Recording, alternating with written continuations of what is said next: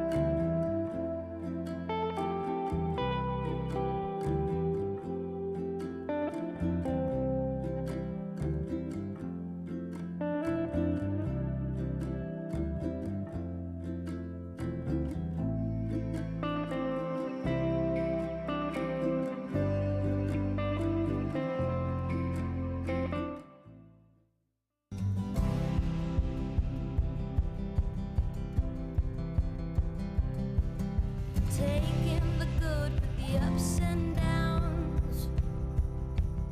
I wanna see how the world turns round. Let's go adventure in the deep blue sea. Home is with you wherever that may be. Home is with you wherever that may be.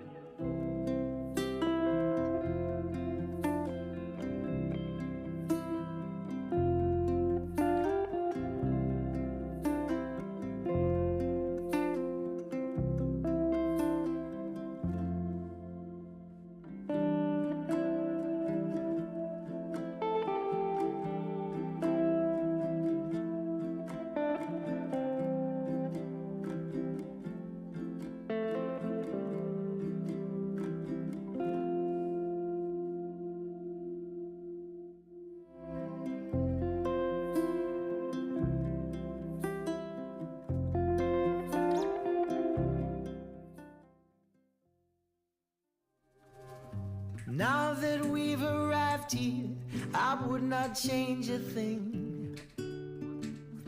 Knew that we'd survive here and all the goodness we would bring. Of this I sing. Everybody swimming in sunshine, everybody feeling fine, everybody join the front line. Ain't nobody left behind. Everybody swimming in sunshine, everybody feeling fine, everybody join the front line. Ain't nobody left behind. Everybody swimming.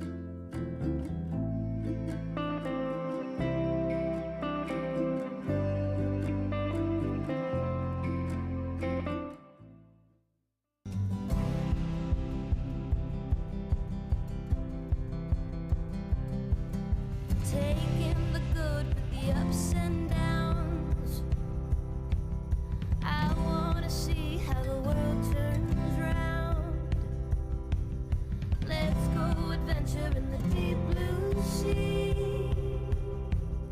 Home is with you wherever that may be. Home is with you wherever that may be.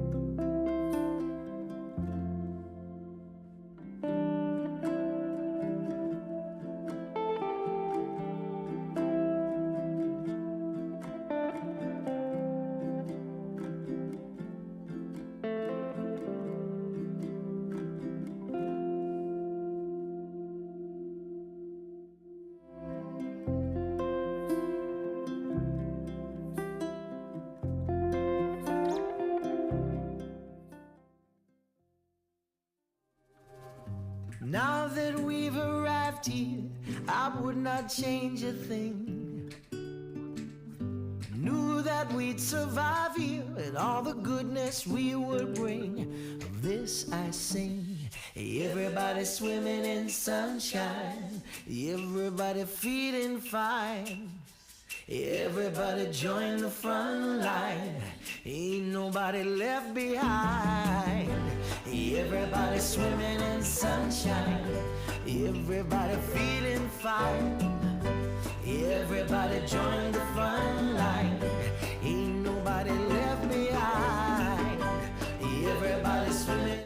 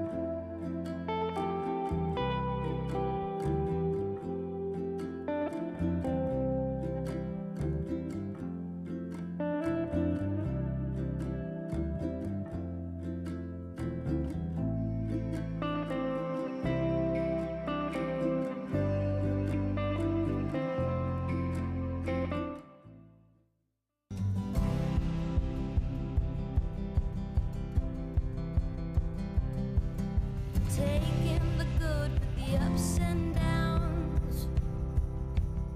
I wanna see how the world turns round. Let's go adventure in the deep blue sea.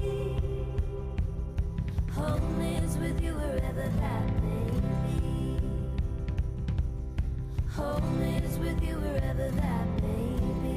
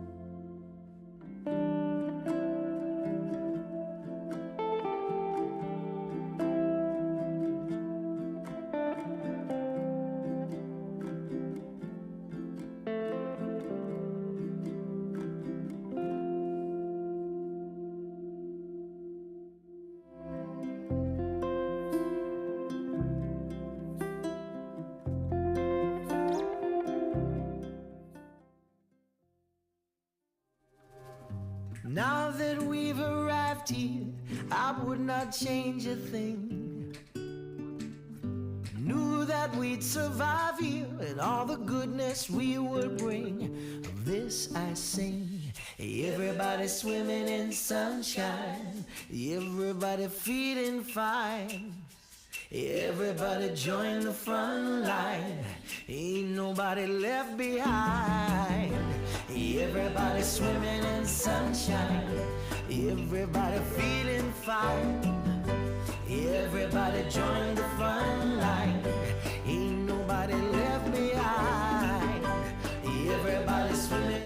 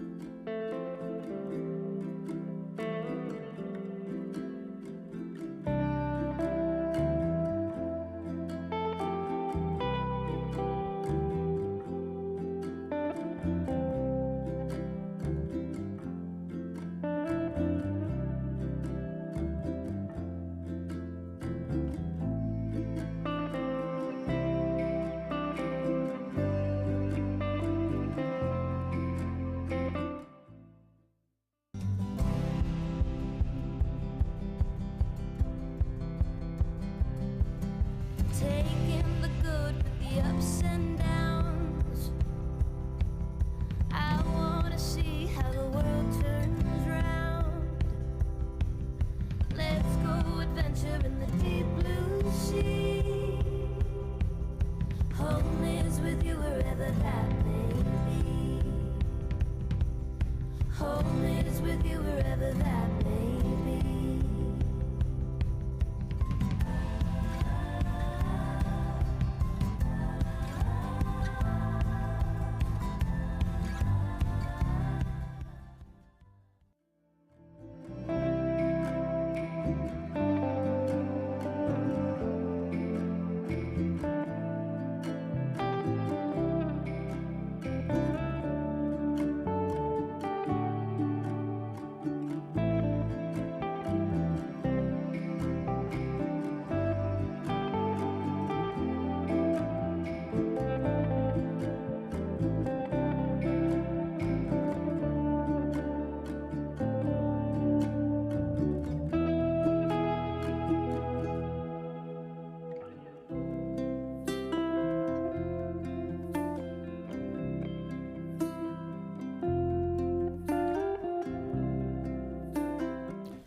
Okay, good morning councillors and good morning officers. I'd like to open the communities meeting for the 15th of November.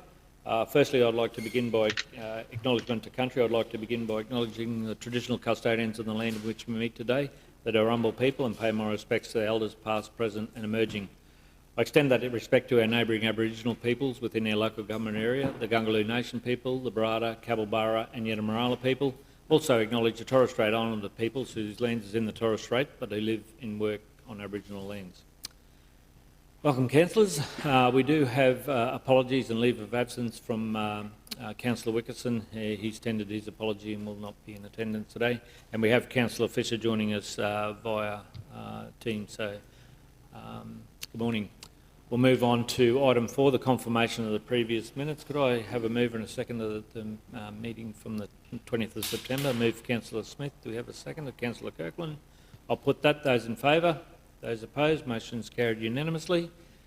Item 5, declarations of interest in matters on the agenda, councillors. I'm not sure we got any put forward, but if there are any that arise during the course of the meeting, please don't hesitate to inform the meeting.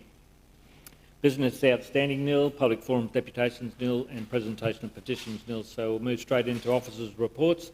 9.1, Rockhampton Museum of Art's future programming. And Jonathan or John, would somebody like to do that presentation? Thanks, Alicia. Through the chair. So introducing Jonathan, and most of you know him by now, but I just thought it was timely. We are in the process of changing over all of our exhibitions in the Rockhampton Museum of Art. So just for him to come and talk to you today and give you a bit of a presentation on what is planned sort of for the next 6 months circa, and what we thought we'd do this was a biannual process so that you know sort of what's going on in Rockhampton Museum of Art. We look forward to seeing those on a regular basis, because I think it's important that we're familiar with what's happening in the new Museum of Art. And Jonathan, before we start, I'll put you on the spot. Do we have numbers that through the gates, so to speak? We're doing pretty well. Although I should have gotten the exact numbers for you. No, you're right. But what's been happening is we've been keeping on having to move. We wanted to do a bit of a press release and make a bit of a fuss at 30,000, and then it was 50, and we keep missing it. So we're doing really, really well. We keep planning these sort of numbers in increments of 10,000, and we keep missing them for our press release. Okay. What are we? I think about 55. Okay. So Right, we're probably aiming for the 60. Right, that's we'll see. we want to see. Yeah, Okay. it's racing by, so it's very pleasing. What I can tell you is we had our best numbers during Riverfest for the day, which was the Friday, and we nearly cracked 3,000 that day. So that's a really great result for one day. Oh, that's great. Thanks, Jonathan. Sorry to put you on the spot. No throw problem. That one from left field, but it's good to see that it is getting well used. So, and that's the reason why is because of these great pieces of art and these collections. So we'll hand over to you and present the report. Thank you. Thank you very much, Mr. Chair. So I just thought I'd begin with the exhibitions that we have up right now. So this is our current collection exhibition that is open to the public as we speak. Colour of Country. So this is an exhibition drawn from the Rockhampton City Collection, which was curated by Melinda, as well as Mario Marbo. So this is a sort of part of a sort of a triple whammy of exhibitions that we've held in parallel with this year being the 30th anniversary of the Native Title Act. Oh, there we go. So this is the second part of that exhibition. This is a touring show called Legacy, Reflections on Mabo, which I put together actually with Gail Mabo, one of Eddie and Benita's children, about 6 years ago, and it's been travelling Australia ever since. We're very happy that we have managed to get it one last time. After this, it will go back to the artists. So this exhibition is pulled together with Indigenous and non-Indigenous artists in the spirit of reconciliation, and was actually put together to coincide with the 25th anniversary in 2017, I believe that was. And then finally, we have down in the atrium space an exhibition of Gail's own work herself. So she's sort of done a large-scale recreation of her parents' homes. So there are sort of all sorts of interesting objects and family items, artworks in that installation, and I urge you to check it out. We're currently installing WrestleMania, so this is a really exciting exhibition that I've put together myself. So we've got 20 different artists responding to wrestling, professional wrestling, so it's a very bright show, very theatrical. We've got, I think, 3 Archibald winners in there, which is very exciting. A number of really highly respected artists, Australia and internationally as well. We've got 3 international artists that are incredibly good, as well as some local artists and some more national level artists. I'm very excited to show you that. That'll be launching on Friday night. And yes, there will be some live wrestling performances at that launch. through the chair, do you want to just explain how you're planning to have the wrestling ring in the art gallery space? So that will form part of the exhibition? Well, luckily, we've got a council that had the forethought to build this amazing gallery with enough space to fit a wrestling ring within it very comfortably, so thank you very much. We certainly couldn't do that without all of your forethought.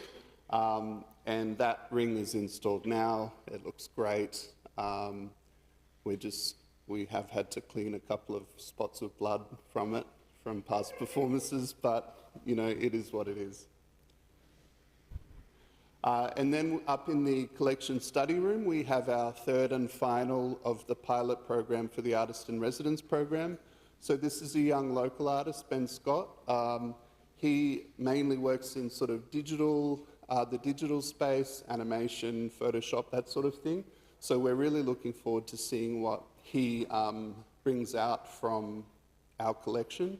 He's also selected some collection works that are up on display right now in the collection study room. So I think he kicks off maybe next week, so that'll be great. Then our next collection focus exhibition. So this is one that Emily is pulling together, and it's giving her a really great opportunity to pull out our Jeffrey Smart, which you can see here. This recently got back to us from the National Gallery in Canberra. So it's, you know, I think it's a real feather in Rockhampton's cap when Canberra is asking for some of our key works for a major retrospective of Jeffrey Smart that just came down. Then next up, Easton Pearson. So this will be upstairs. This is a tour from the Museum of Brisbane. So those of you unfamiliar with Easton Pearson, I believe they were two designers, fashion designers, now retired, quite notable, based in Brisbane. But this has been touring the country, and I'm sure it's going to have a lot of appeal to people. What's next?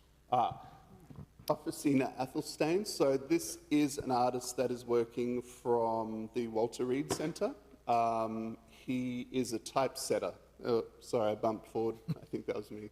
I'll put that way over there. Those of you may know him by his real name, Derek Lamb.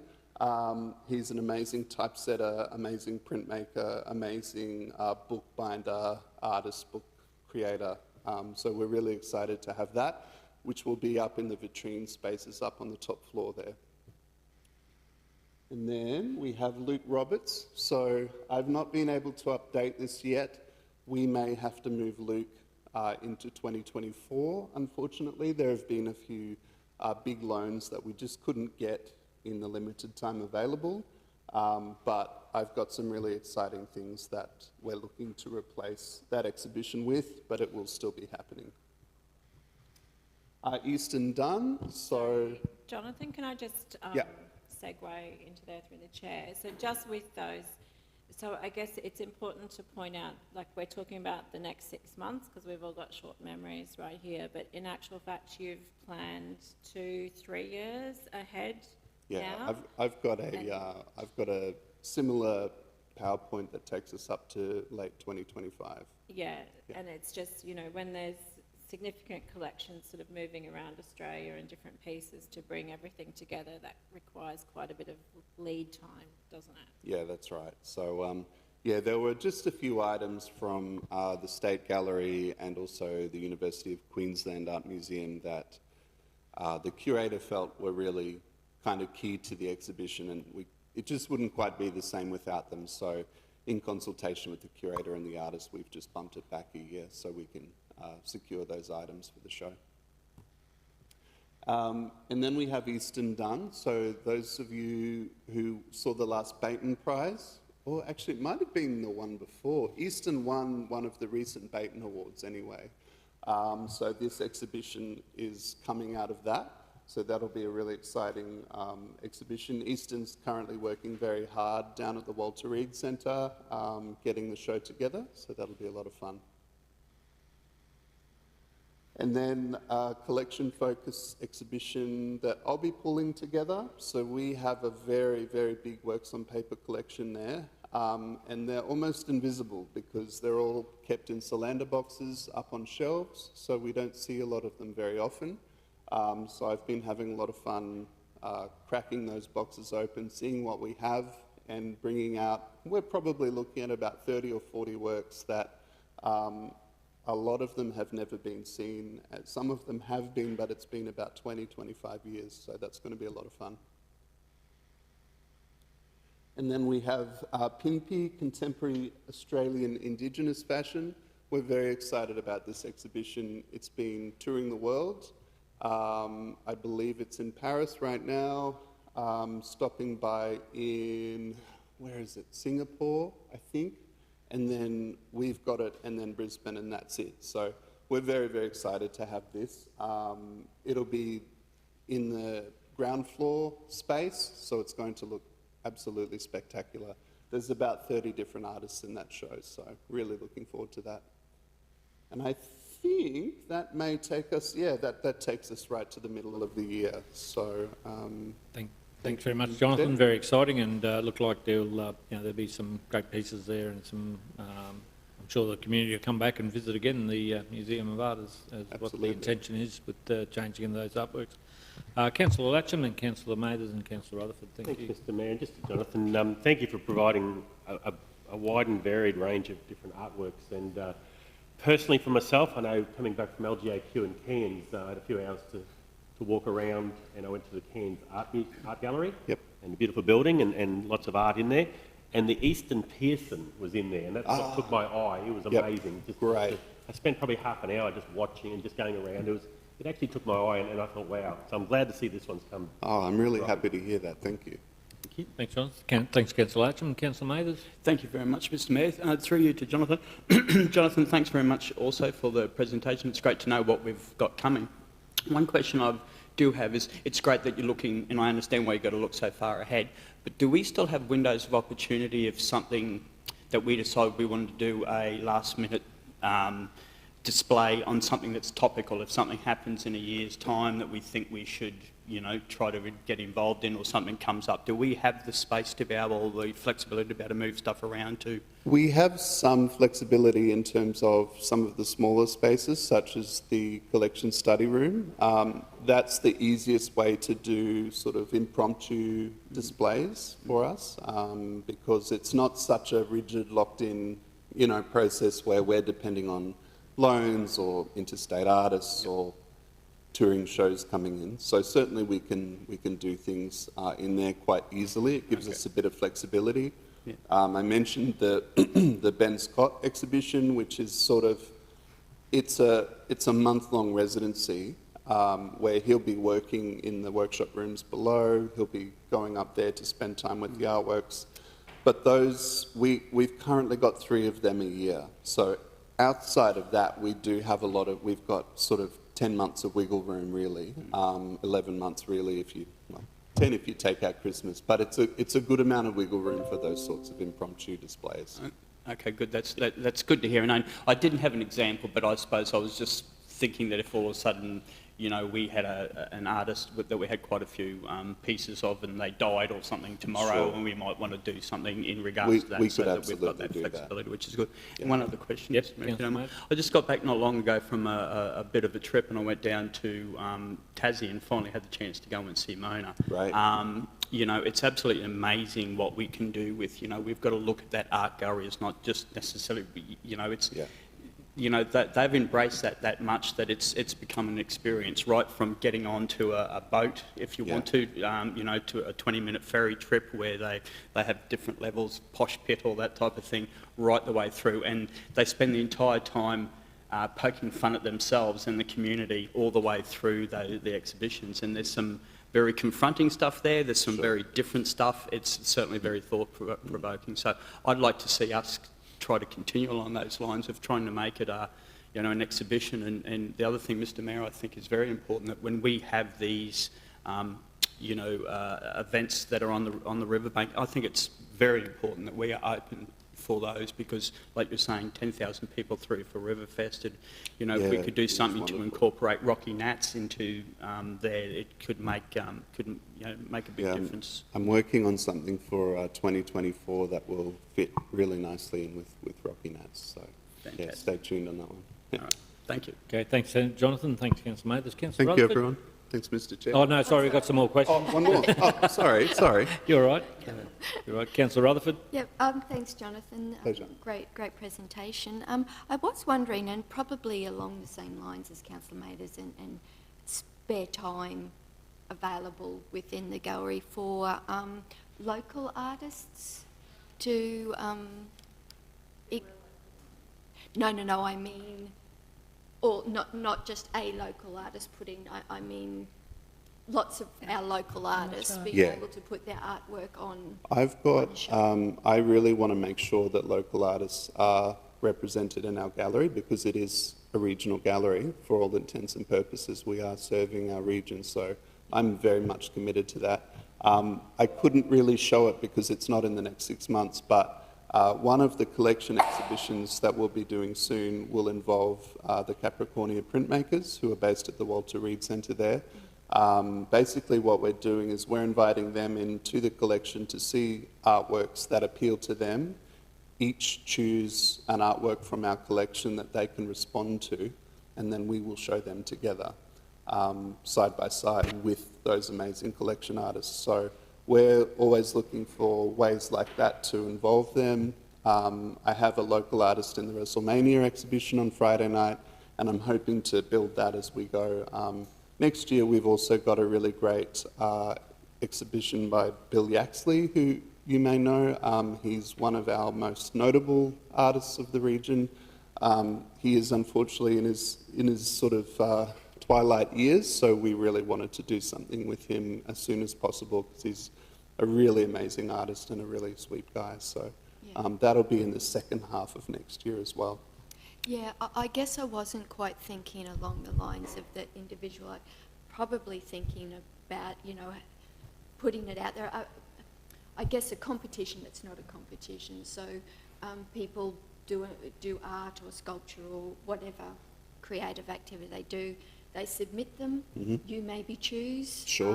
What is, you know, the best 20 of what's submitted from, you know, could be a high school student for all we know. Just, you know, that sort of you think is worthy of exhibition in the gallery, so that, you know, anyone could have the opportunity to have their artwork displayed. Yeah, absolutely.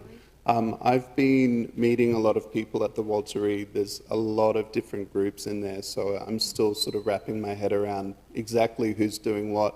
But one thing I do clarify with all of them is that I do look at each and every application. So there's no sort of filtration process before it gets to me. I do examine each one, and I'm very happy to give feedback as well to artists. So, you know, we do really want to make sure that they have not only a sort of incorporation in our future programming, but a feeling of ownership of the gallery and a feeling of ownership of the way we do things and the way we see things. John, did you have something? Yeah, just also one thing Jonathan's been working on with the team is a review of the Baton Award, which you heard us mention before, which we do. And the review of the Baton Award is also, we're looking at that so we can provide a bit of more different opportunity for local artists as well. And that's, you know, the namesake of that's Bishop Baton, who passed away earlier this year. And that's the competition that does exactly what you're speaking about. And we do that 1 year, and then the gold is the next. So the gold is our national level contemporary art competition, and then Baton is focused on Central Queensland artists, and Jonathan and the team will achieve exactly what you're speaking about there. Those through the chair, those ones, but you have to be invited to participate in? I've been doing a bit of work on the Baton quite recently, so I can speak to it. So the gold is by invitation. That's that sort of national, and that we usually only invite 8 or 9 artists, so it's a very different beast to the Baton. The Baton, you can enter so long as you're living in the Central Queensland region. So the different council areas are stipulated in the conditions of entry. So I'm hoping to sort of split the difference between, I think the most recent Batons, it was a very slim selection, but previously before that it was sort of every entry is included. I'm really hoping to sort of split the difference there, have a nice even representation of the community, but not necessarily every single thing, because you don't want to completely crowd it out. So in the review process, we had a lot of feedback about that, and I think a lot of people felt that it was getting a bit too exclusive. So we do want to kind of make sure that we have that opportunity for people to not only enter, but to feel like they have a shot of being in the show. I think that's really important. Yeah, that's great to hear. Thank you very much. Thanks, Councillor Arthur. Again, thank you, Jonathan. I see Councillor Fisher, but I'll go to Councillor Smith first, and then Councillor Fisher, Deputy Mayor. Thanks, Mr Mayor. Yeah, great to get that information, Jonathan. I'm not an art person. I have no idea what I'm looking at, but I love going to the exhibitions. And I still remember going to, since I started on this council, going to exhibitions at Walter Reed, the printmakers. I've missed all those this year, though. They keep sending me invitations, though, so they probably remember me being there. And anyway, there was another exhibition of just local art, and it was really good. It was really good. And I know an artist in Rocky, used to live in the country, and he is really good too. Someone, you know, his work is really good. He just does work for, privately for people. But I'm sure everyone would love to see it. But in the old days, Fitzroy Shire and I'm sure Rocky City used to have an art competition. I remember one year, I think your art gallery was closed, and it actually was out at Gracemere, the exhibition from Rocky, and it was actually a competition. So, yeah, and people come out of the woodwork, and I would have had no idea they could draw anything, and here they had this beautiful artwork, and that was really good.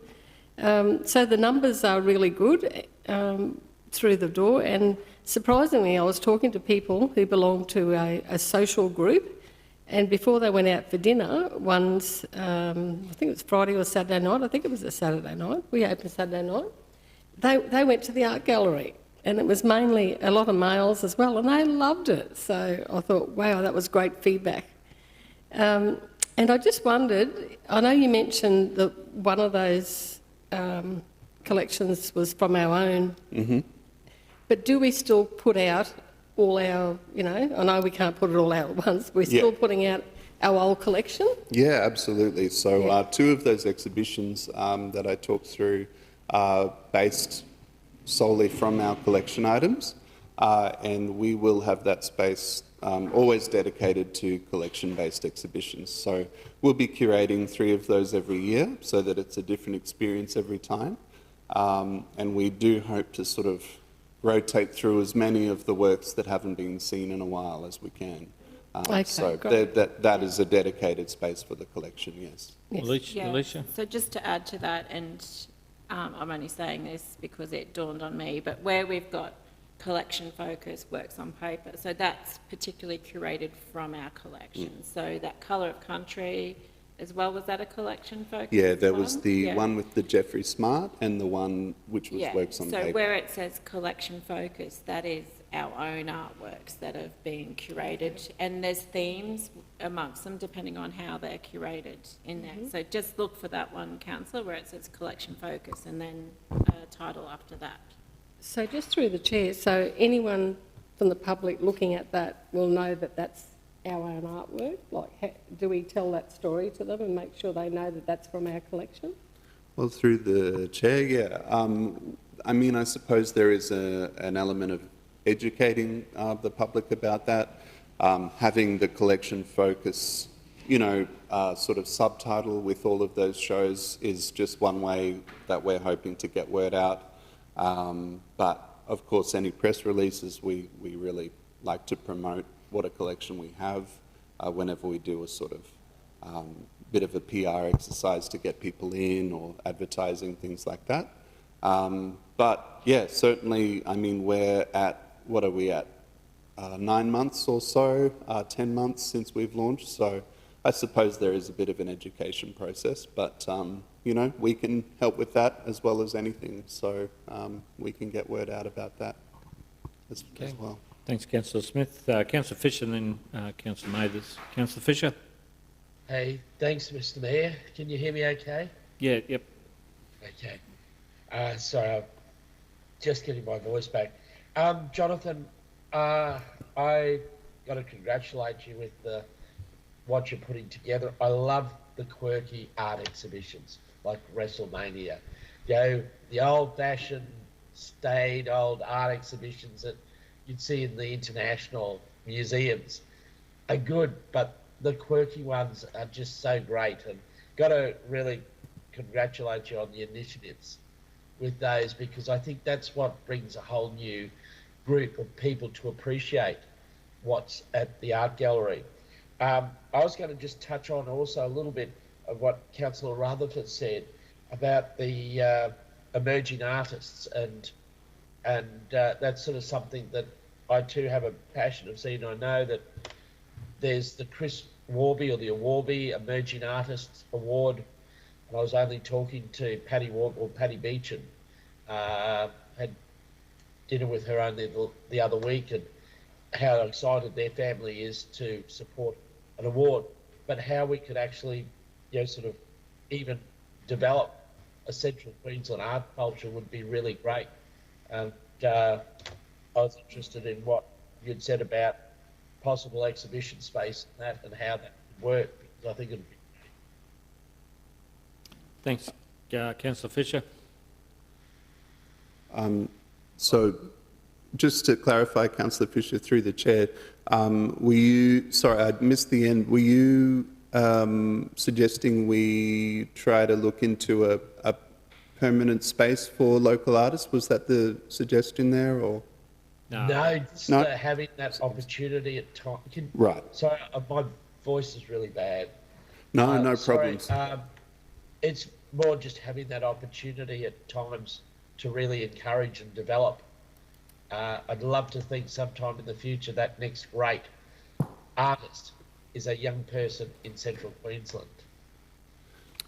Thank you, Councillor Fisher. Through the chair, I just wanted to mention too, I should have mentioned this earlier, the residency that we have at the gallery 3 times a year currently, that is open to all CQ residents. So that's specifically a residency for local artists, and we are hoping to, now that we've just about got the pilot program done, we're hoping to fold that into our regular programming every year, because it's been a really wonderful opportunity for those artists.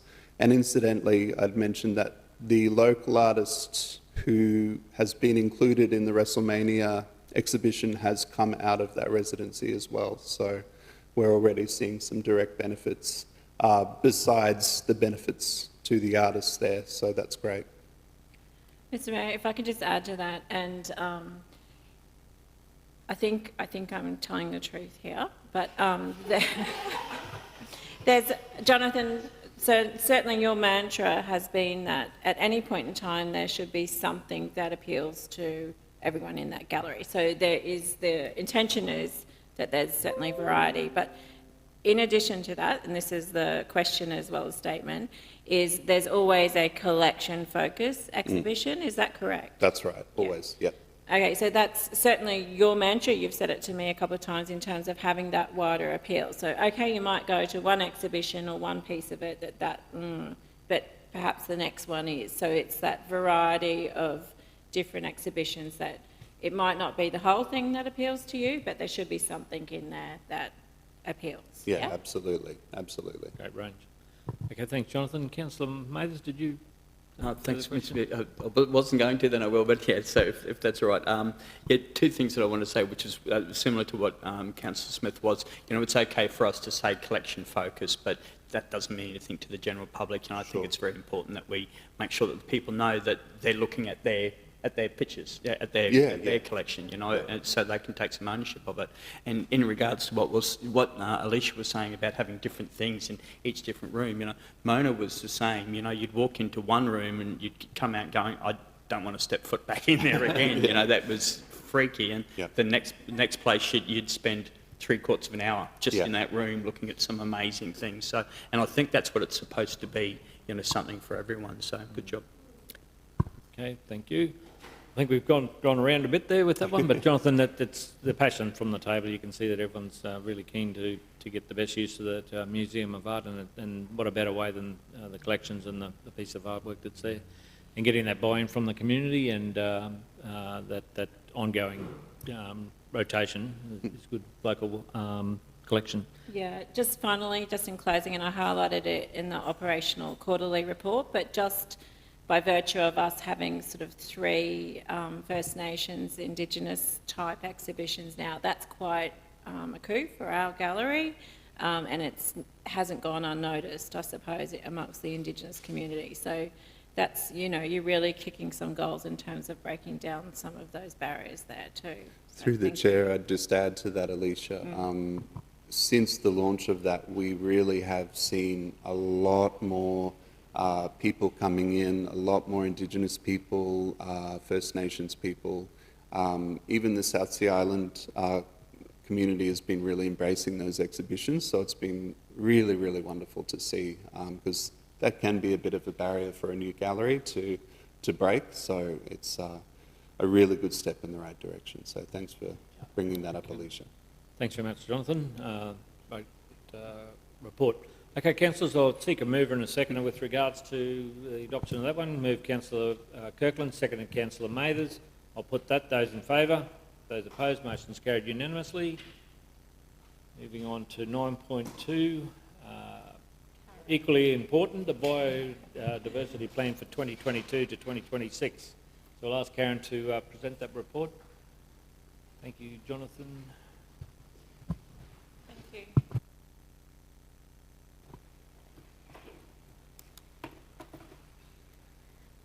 Morning, Mayor and Councillors. This report is to present the 2022-2026 Biosecurity Plan for Council's approval. I was just going to show you some of the community consultation results and just go through a few of the draft changes from when you saw this plan back in April. It won't take too long. Okay, so very pleasingly, first up, Council's biosecurity plan, we had results of only about half our respondents knew that Council had a biosecurity plan, even though it's 4 years old. So we've probably got a little bit of work to do in that space.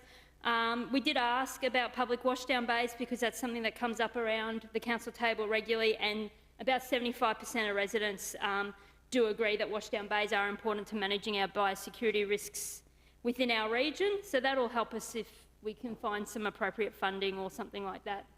There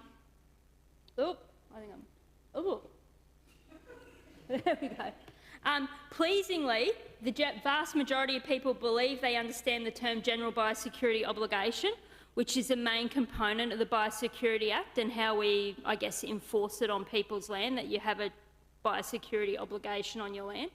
But I still believe there's probably some further education to do in that space regardless.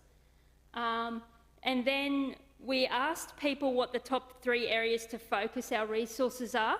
And we found that it was pretty even, but animal control in rural areas is really important. Rural land weed control, such as our annual Parthenium runs that we're just starting at the moment. And then animal control in our more urban areas, the river work that we do, and weed control in our urban areas are other areas that were important to the community. We ended up with 32 survey results, and 14, I think 18 were online, and 14 or thereabouts, or 12 were paper-based. So we did try and get this survey out to our rural communities through our post offices and rural land stores, and the wild dog group and all of that as well. Next, people felt that field days were the best form of education, and we've actually had 2 quite successful field days with Capricorn Pest Management Group and Fitzroy Basin Association over the past 6 weeks. We did a feral pig workshop at Kalapa Hall, which was run by the Capricorn Pest Management Group, and I think we had 40 to 50 local residents there. They gave away a pig trap as a result of that focus, and then they went and did the similar thing in Gladstone and in Billawheeler as well. And then only a few weeks later, Fitzroy Basin Association ran a 2-day or 1.5-day workshop at Waikaba on feral dogs, and that was well attended as well, and a couple of our officers went out, and Council's been very supportive of those field days. So that's really good. It's the first real field days we've done in a few years with COVID and everything, and they were really well attended, and going out to those rural areas seems to be working really well for us. And the other one was just about incentive programs. So there's always been, historically, we've had incentive programs off and on throughout the years. Definitely Fitzroy Shire had chemical subsidies, and we definitely had an animal bounty in the past. But what came out on top, I think, was actual trapping programs to assist the community with trapping programs. Trapping animals can be difficult. So the actual feral pig trap that was won by one of the people at Waikaba has been donated to the Landcare Group, I believe. So that will be really good as a community asset now, and those sorts of things. Then other comments that came back as part of the community changes was more around moving feral animals to the eradication section of the plan. Now, we've reviewed that, but given their widespread nature, especially pigs, dogs and cats, which seem to come up regularly, it's not feasible within 4 years to look at eradicating animals at the moment. So we have left those animals at the moment, so we have left them in the asset protection plan. We did update the corporate plan link because the corporate plan came out between the draft and this final draft, I guess. Tilapia has been moved from containment objective to limited action or limited action objective, and that doesn't mean we won't do anything, but it means that we're not going to go and fish for tilapia. It means we'll provide bins and signage and education to people on what to do if they find tilapia, but the pest management officers are not going to go and fish for tilapia pretty much. So it probably made sense to move it to that area.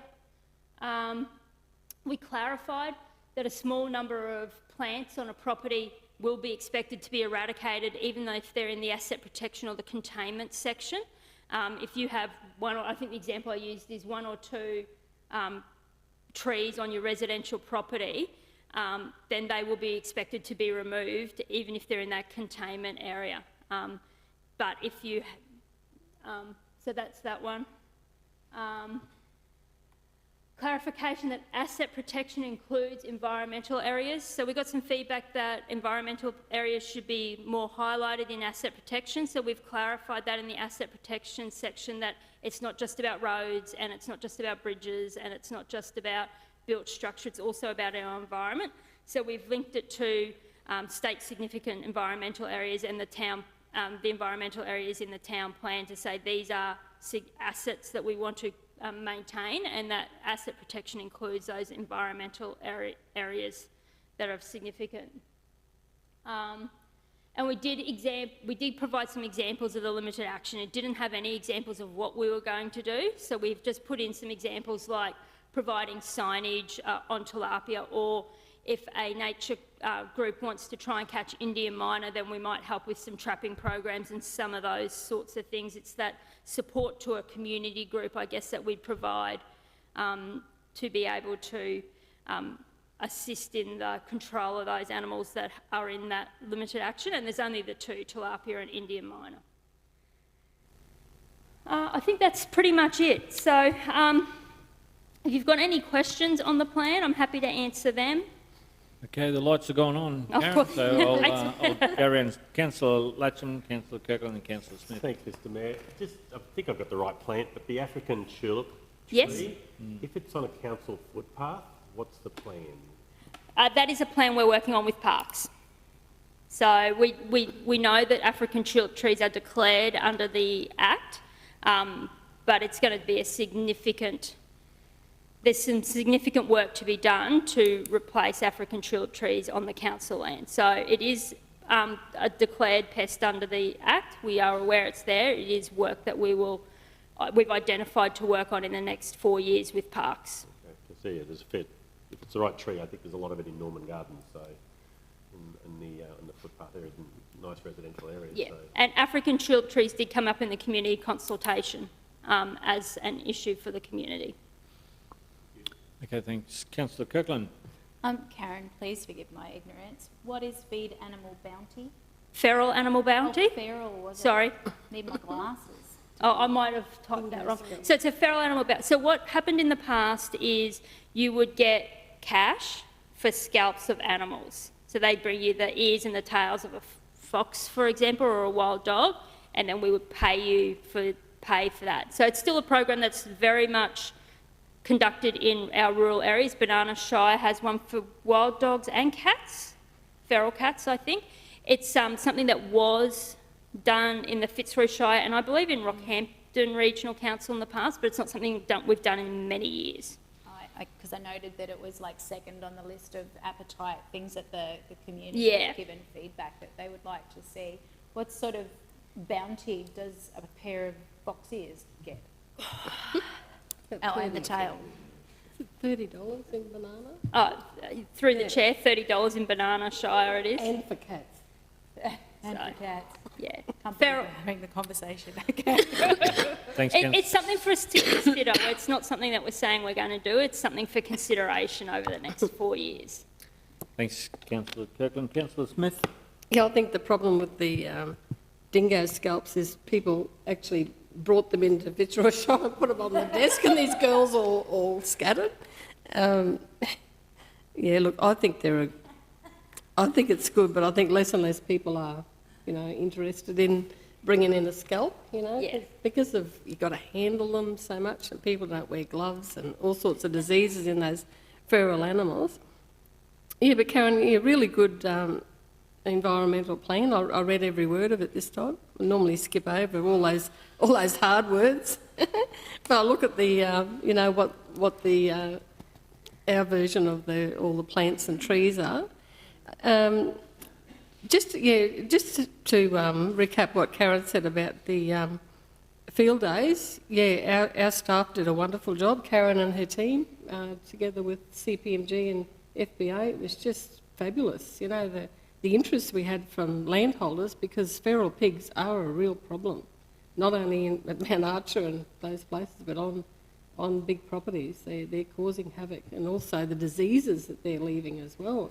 People are getting more and more worried about the diseases, and CPMG is actually doing a strategy at the moment. We've had all those workshops, and then we're going to try and get funding to really get on the ground and help our landholders get rid of more and more pigs. Just with the tilapia, I was just a little bit worried about that, but do we have a lot around here? Because I know once, I think Councillor Wickerson, when he was doing environmental, they had a fishing competition at Yeppen Lagoon and didn't catch any at all, tilapia. That's what they were after, and they caught all these other little fish. That's what they call fishing. It's called fishing otherwise. But, Yeah. And I wondered, they're everywhere. and I know overseas a lot of people eat them, but and if you Google it, some say, oh yes, you can eat them, and other people say don't eat them, they'll make you sick. And I know a lot of people do eat them, but I just wondered, do we ever have a lot of sightings of them at all? Through the chair, we do know they're around, and we do know they're in some contained areas of water areas of our region that we're working on. But the field days, I think they were run by FBA, and council was a supporting role between the pest management unit and the sustainability unit. And yes, they did not catch any tilapia at that time. They did it out at Yeppen Lagoon, I believe. But those are the sorts of things that we would support, I guess, in that role. If we put it back into the containment role, I don't think we have the mapping or the knowledge to be able to know exactly where they are. There's been some DNA testing done by FBA in the past to see the the breadth and extent of them, but that hasn't been done in a few years now. So it's more about just, I guess, supporting the community to be able to fish them in areas where we see it as a priority. Just through the chair. So the amateur person just going fishing, would they know that if they caught a tilapia? Like, do people know the difference? Through the chair. I have no idea. We will have signage at those lagoons and those sorts of areas to be able to show people, and then a bin to explain how you dispose of it. Yeah. So that sort of signage is available, and we will be actually increasing that signage over the next 12 months. Yep. Okay. It's just through the chair. I think there is a sign at even Springers Lagoon to say there could be tilapia in the lagoon. Signage at a lot of the boat ramps too, just to tell people while they're out on the water. As I said, I don't know one fish from the other. I only know when I go to the fish shop. Mrs. Karen, yeah, just getting back to the plan, really, really great. But when I was reading it, I thought, well, we don't have a forward by our planning and reg councillor. Like on all the other, we've got an environmental strategy. We have a forward by Councillor Kirkland, and even the common master plan, just a master plan of one area, has a forward by Councillor Rutherford. So I thought it'd be nice to include our councillor, because poor old planning and reg don't get much of a mention. Got to give him a Guernsey. We got that happening, so we can look at that. Put that in there. It's only through the chair. I'm happy for that. Go there. Yeah, that's easy to add. Good pickup. Oh, yeah. Thank you. Okay, thanks, Councillor Smith. Councillor Fisher, did you have a question? Yes, Mr. Mayor. I'm probably overall, I'm very happy with the plan. What I was going to sort of pick up in those containment plants, sorry, no, it's hard to hear, was that I know the African tulip is in the media as being more of a problem weed. Locally, it's not. It's something that is in the high rainfall belts that it shows up. And it's more in the media in the south. But we got Singapore daisy starting to infiltrate our creeks. We got Singapore daisy right at Pilbeam Theatre, taking over the garden beds there. We've got cat's claws creeper, which we had a considerable effort in doing biocontrol of that. That's another containment one that would have greater value. And then the broadleaf pepper tree is another one that is becoming a widespread containment, whereas the African tulip, though it's on the list, it probably doesn't have as great an environmental risk here as what you would have on the Sunshine Coast, or what you would have, say, in the Cassowary Coast, Cairns area. But it's had a little bit more media. And we've got a few others, and prickly acacia. They're the ones that really concern me, because they are something there that has got the ability to infiltrate and infest our waterways and our sort of reserve areas. Yep, understood, Councillor. And again, there's we're the lowest rung of the government that's left to deal with all these introduced species, and unfortunately, some of them are just too far out of our reach to try and control. But prioritising the ones that need the attention, you're right. They need to make sure that they're on the books, and how we can advocate and apply for grant funding to assist in some of that eradication and control measures is something that the team will be working on. Thank you, Mr. Mayor. Thanks, Councillor Fisher. Councillor Mathers. Thanks very much, Mr. Mayor. Just wanted to say thanks very much for the hard work for the team putting this together. I know it's a lot of work, and every bit of time they spend putting these plans together, unfortunately, takes their eye off the ball of actually, doing stuff on the ground as well. But we need it. We need that plan there. But what I did want to ask was in regards to, we've got the plan. Do we, in a few, because this is the my first round with the plan, do we look at that plan in halfway through 3 years in, and look at how effective it was, what targets we hit, that type of thing, to see whether the plan, it's all right to write all this stuff down on a piece of paper and go, well, that's what our plan is, but if we can't actually put it together on the ground, maybe we need to be adjusting it. So through the chair, we'll have an annual action plan that we'll develop as a result of this once it's approved, but the whole plan is slated for a mid-year review as well, mid-term review. So the old plan, the previous plan had one every year, and I've changed it to at 2 years mid-term, and that's just balancing resources with the changes that are required. So mid-term, so it'll be end of 2024, I guess, we'll have a look at it again. All right, that's great. Okay, Thanks for that, just so long as we can keep on top of it. So I'm happy to move that also. Okay, move Councillor Mathers, seconded Councillor Smith. Thanks very much for your report, Karen. I'll put that. Those in favour? Those opposed? Motion's carried unanimously. Moving on to 9.3, the response to petition, changing places, style, accessibility for bathroom facilities. I'll hand over to Emma Jane and walk us through that report. Thank you.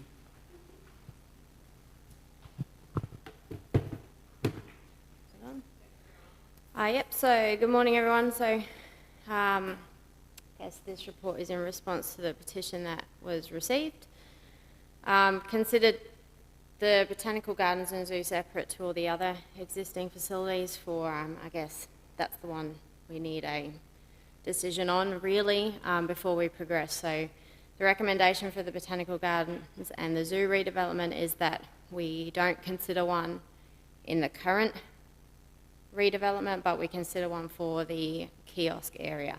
And that's purely because incorporating one into the design now will slow it down. We may miss grant funding deadlines and such.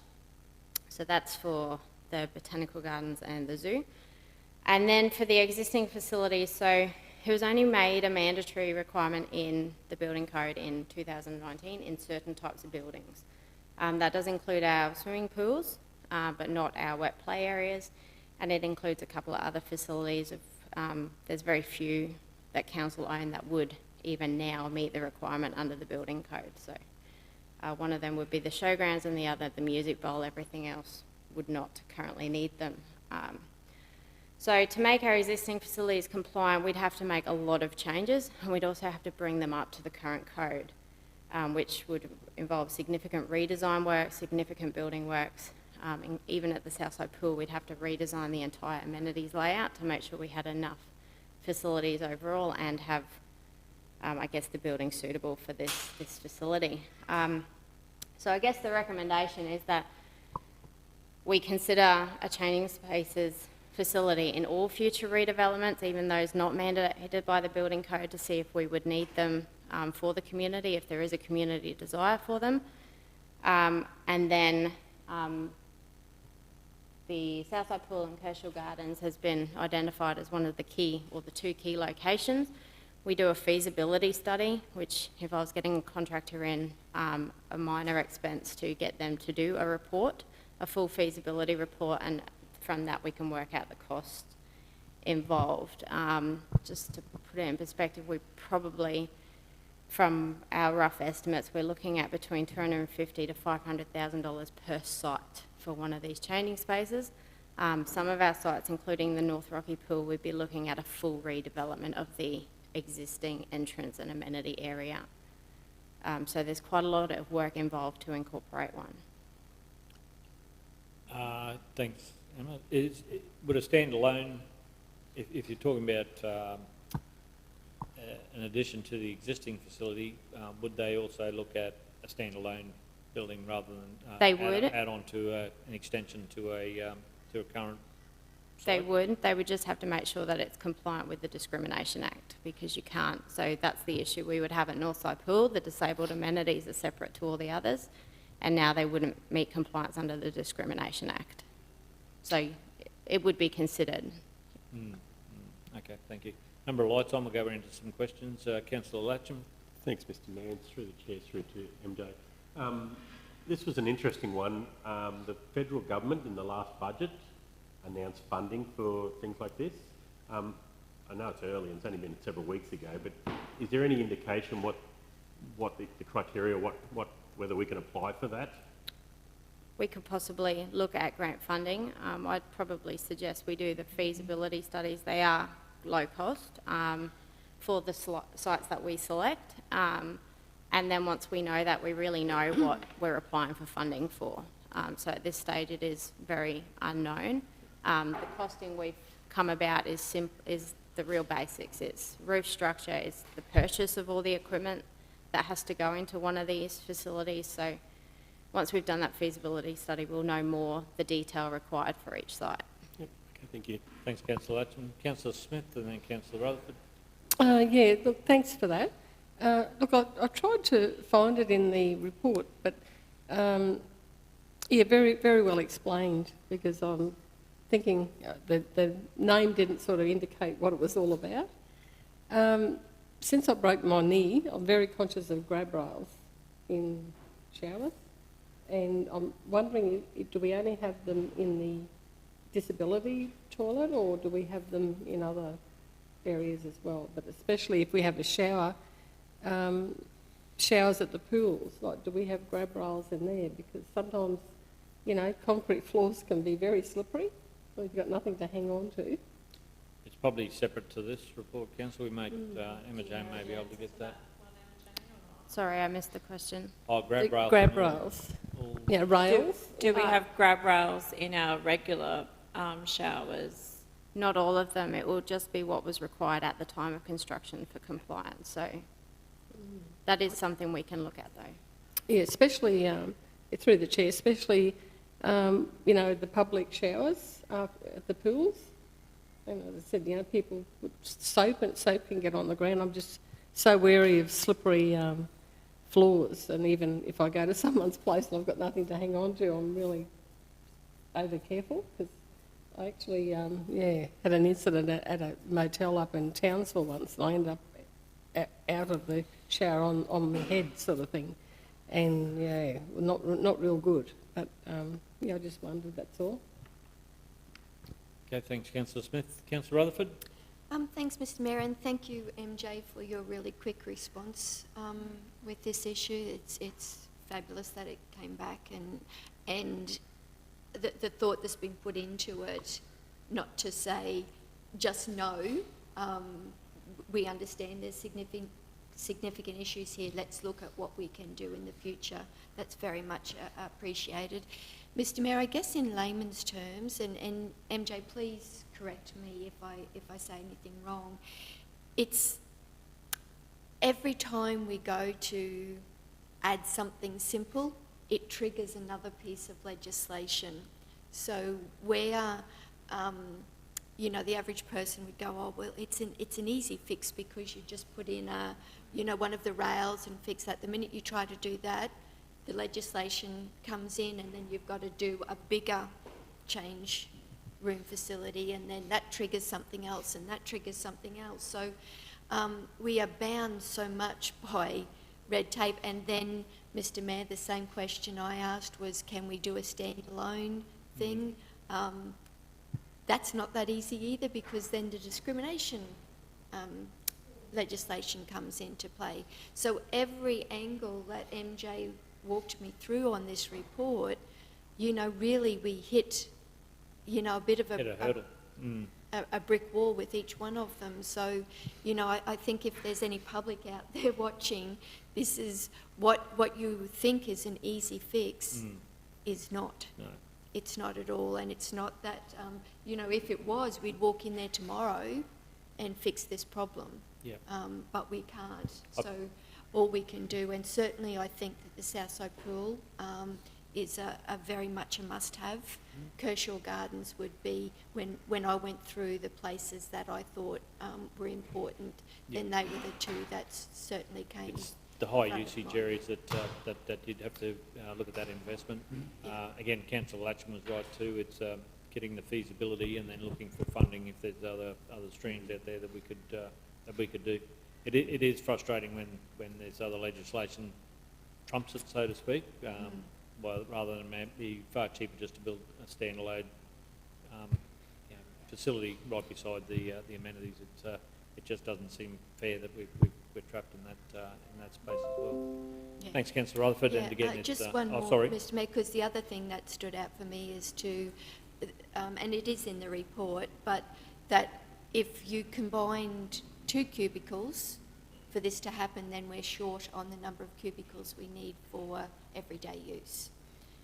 So yeah, it was just, Couldn't find something an you answer. think is simple, ends up very, very difficult. So, but certainly MJ's got a path forward here for us to look at, and I'd be happy to move it when it comes. Okay, yeah, thanks, Councillor Rutherford. Councillor Mathers? Thanks very much, Mr Mayor. I just want to start by saying I'm very much in support of these change rooms. I think it's something that is very important for our community. The concern that I do have is the fact that, you know, are we doing the right thing by just because the redevelopment near the kiosk area and at the Botanic Gardens, that we just go, well, because that's the next one we're building, we'll put one in there. I'm just concerned that, you know, that surely there'd be other places that it's definitely a bigger priority to actually have them. Even though I know it's a redesign, I understand that we might have to, you know, might be more costs involved, but I'm just wondering, to spend the money and build it at somewhere like the Botanic Gardens, is it going to get used compared to spending more money at the Southside Pool or Northside Pool or something like that?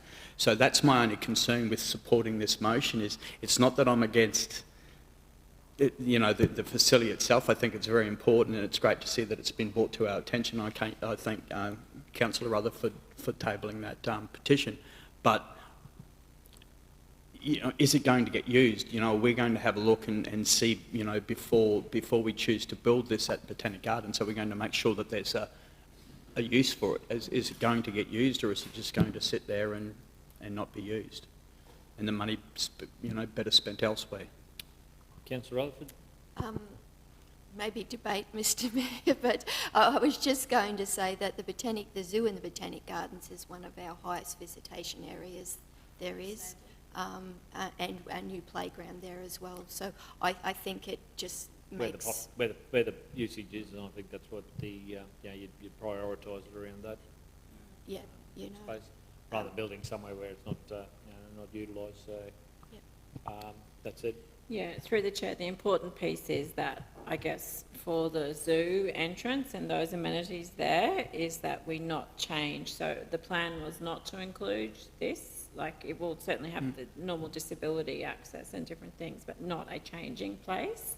And the recommendation is here that we continue on that same path. Yeah. Yep. If it's your decision, mate, I think we'll leave it at that, because it gets into debate there. But if you want to raise it in the recommendation... Yeah, I understand. I suppose the question that I've got, I don't want to debate it, Mr Mayor.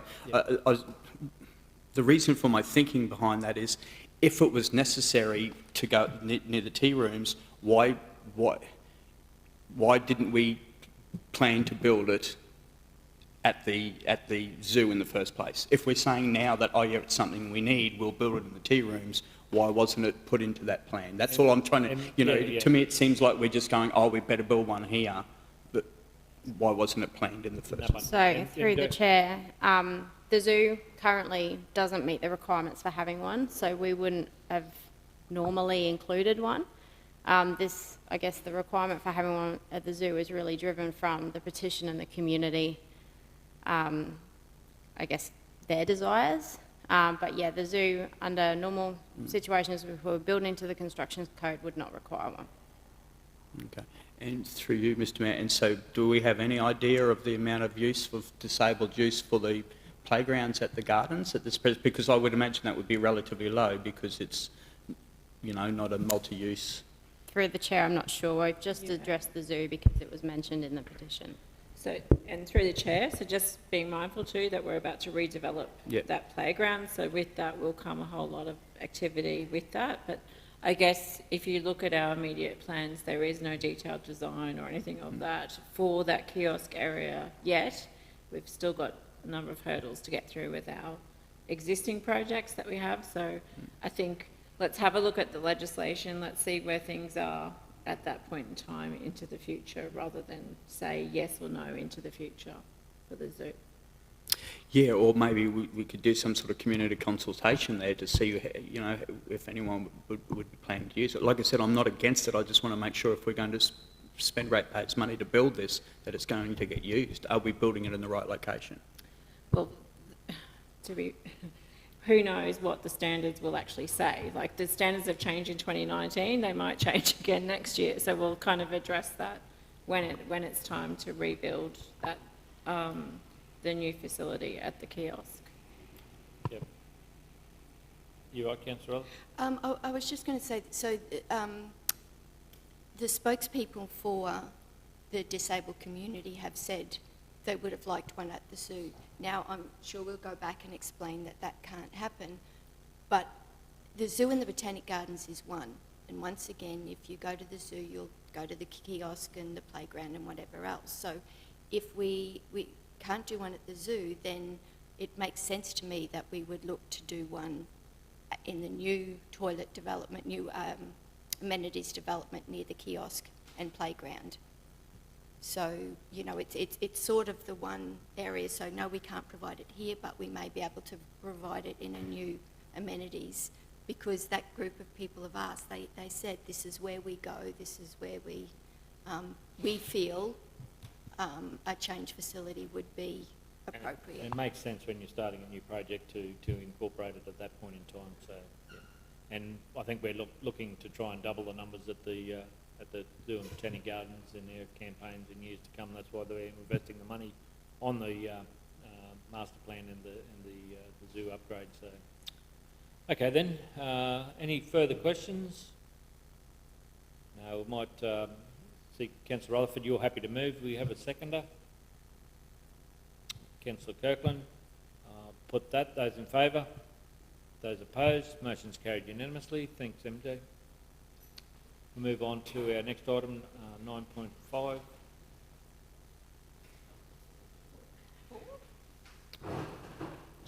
Yep, sorry, 9.4, the Rockhampton Recreation Club freehold lease renewal.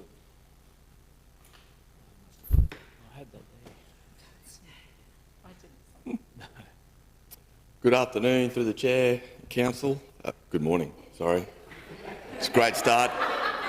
I'm back, I'm sorry. I might have thrown you off on another path there, Justin. After this morning I had with the young one, it feels like afternoon, so.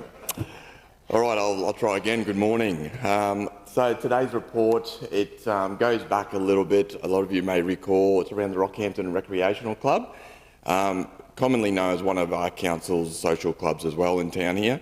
Currently they have a member base of about 100 people, and they've actually been working pretty hard over the last couple of years to kind of rebuild and reinsert their footprint within the community, bringing in new groups, supporting different various incorporated bodies. Now, back in 2018, a report was brought forward to council to go through the typical renewal process for tenure. It was resolved and approved. Shortly after that, some new information came to light to officers which prevented us from going through that formal renewal process. In short, as defined in the report, the footprint of the building had since been exceeded. Previous committee members, and I know it's a question we've all had, I haven't had any luck finding out the exact when, who or anything like that, but a previous committee from the Recreation Club obviously had a great initiative, went ahead and did some expansion on the building. It's comprised by a big veranda, a series of amenities, which really does service the park and its user groups currently. It's just we're in a position now where we need to retrospectively get the lease back into place, make it formal, and that includes building approvals as well for them. So, in short, the lease never got renewed. It's taken a good couple of years to work through a few logistics to make that space accessible and the logistics work, right through to electricity, the old wicket block that was there. It went through a bit of a cleanse process where clubs like the Frenchville Sports Club, AFL Panthers, they all use this park quite often with pre-season training and regular use. So I think when it all boils down to it, the club have really tried to make this park work for the community, but the way it was structured and the way it was so heavily attached to their building has made it difficult for other clubs to come in there and use it, because it would always have to go through the club themselves. They manage the electricity, they manage the bookings, etc. So, in short, I mean, the recommendation today is to again go through that renewal process with an extension to the lease area, which will then allow us to take them through the building approvals to get that all squared away and formalise the lease again. Okay, thanks very much, Justin. Councillor Rutherford, there's a portfolio one. Do you want to? Oh, I think we just have to tidy it up, Mr. Mayor. It does, sorry, I was sitting there thinking, and you go, what is wrong with our communication, I guess, and like, you can understand why the general public don't always get things right with building when our own staff have put on a whole pile of extensions without approval. So I don't know what we're missing in being able to communicate what you can and can't do. It's probably not the planning department that's there, councillor. I guess, yeah, short response to that there's is our employees are our general public. They're one and the same, you know, depending on who you're dealing with. Yes, they are, but yes, yeah. We But tend to live in this, that yeah, world, this but- again goes a long way to making compliant and, and allowing for future use for the years to come. So. Yeah, I think so. And honestly, you know, this area, our social club has sort of done a great job here and, you know, helped members of the community. So I'm happy to move it. Okay, move. And, Yeah, sorry, Justin? through the chair, I guess just to add on that, you will notice that the proposed lease area is a little bit larger again than the actual footprint of the existing building, and that is to unlock some opportunities for them to build some more permanent storage solutions for their community groups that they're supporting. So that area, it makes sense, it's sensible, it's within the confines of that building, just to put some context around the bigger footprint. Okay. Councillor Smith, did you want a second? Okay, we've got a mover and a seconder. No further questions. I'll put that. Those in favour? Those opposed? Motion's carried unanimously. Thanks very much, Justin. Thank you, through the chair. Good afternoon. Oh, sorry, good morning. In Justin's defence, he does have a small baby at home. Oh, there you go. Fair call, fair call. I'll take that one back. We'll move on to item 5, the Parks Progress Report, and hand over to Aaron with that one. Good morning, Aaron. Yeah, good morning, Mayor and councillors, and I'll get my AM and my PM right, unlike my learned colleague. Councillors, it's been a busy 2 months since our last update, and it's with great pleasure that I present another progress report to be received today. Firstly, I'd like to thank all of our parks leaders and other key internal stakeholders for their efforts in continuing to work towards our common goal of growing great spaces everyone enjoys and we're proud of.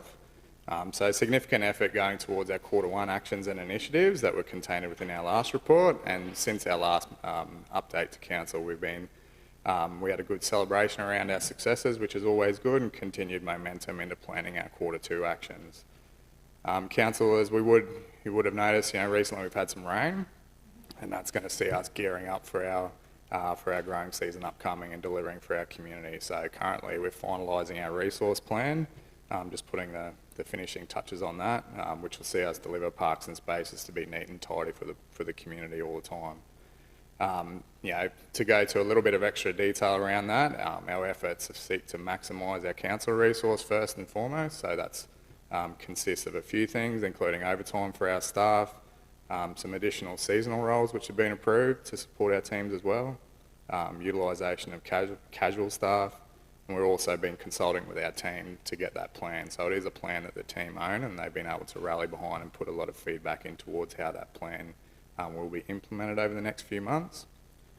So councillors, within the report, similar to previous reports, I've attached some operational highlights to share. So the sports and irrigation team have led a really successful turf sprigging at Norbridge Park, and some really nice before, during and after photos to show what they were capable of. So very sustainable and efficient project, that one, sourcing the turf sprigs from the Jockey Club and then moving them next door and utilising it for our community, which was great. And we've also highlighted Thomas Melhouse, who's our nursery team leader, and he's won a scholarship to go down and learn down at the Australian Botanic Gardens, which is where our former curator Michael Elgie is now working. So there was a good opportunity for Tom in the new year to go and undertake that.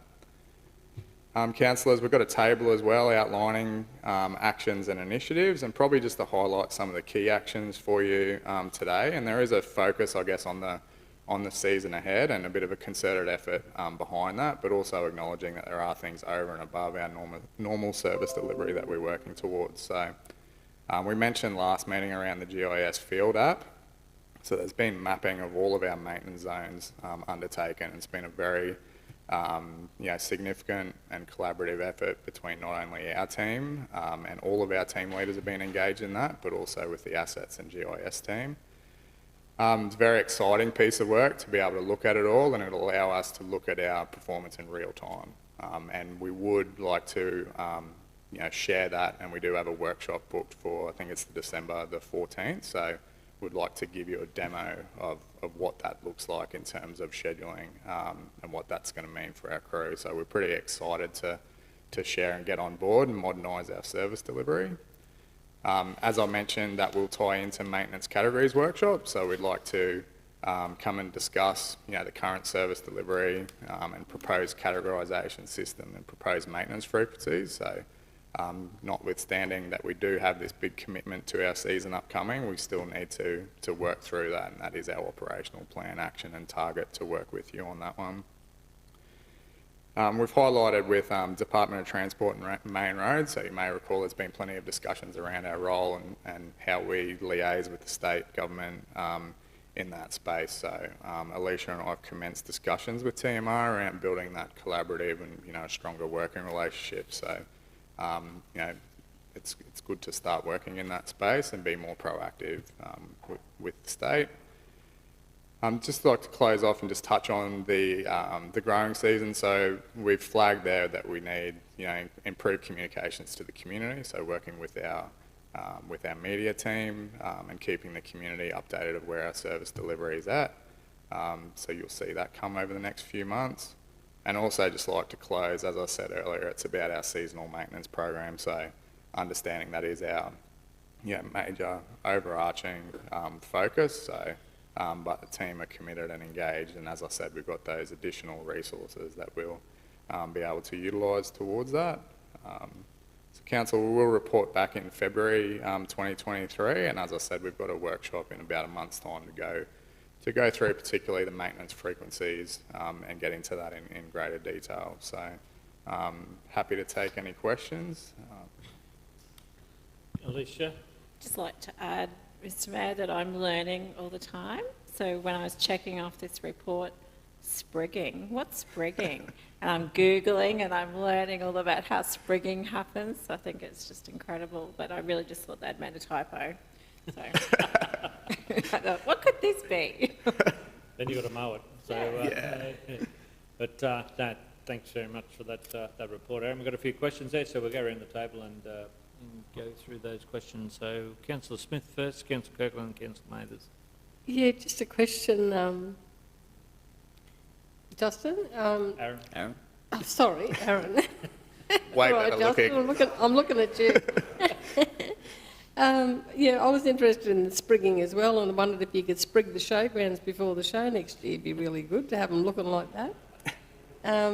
Do you have to, what do you call it, when you open it up? You put the holes in. Aerate. Aerate. Do you have to aerate first? Councillor Smith, I'm not the most qualified person to talk to that. I'd imagine that they would have. Right. But I can certainly ask the team to come back with some on further the YouTube detail. video I watched of it, they did that. They did it. Right. Yeah, that's really important to get that, They could have saved me there, moisture Alicia. in. Yeah, it's incredible. You got to saturate it afterwards. Yeah. So just a question, I suppose. Does your team actually look after the showgrounds centre ring at all? Or any of the gardens around the showground? We have lately been assisting. John's team do have a position responsible for that maintenance, but with that position being vacant, our teams have jumped in there and assisted. Our team look after the outside of the showground. So yeah, inside the fence is John. However, yeah, when required, the parks teams jump in there and assist. Because with Speedway and everything that happens at the showground, it's so hard to get a nice surface in centre ring. I'll take that, Councillor Smith, and raise it with John for us to get together to look at the feasibility of that, because I guess it has to, put the sprigs in and then saturate it and grow. So depending on whether we have that sufficient break or that opportunity of events will be the thing, which you've is... got the Speedway season and the usage.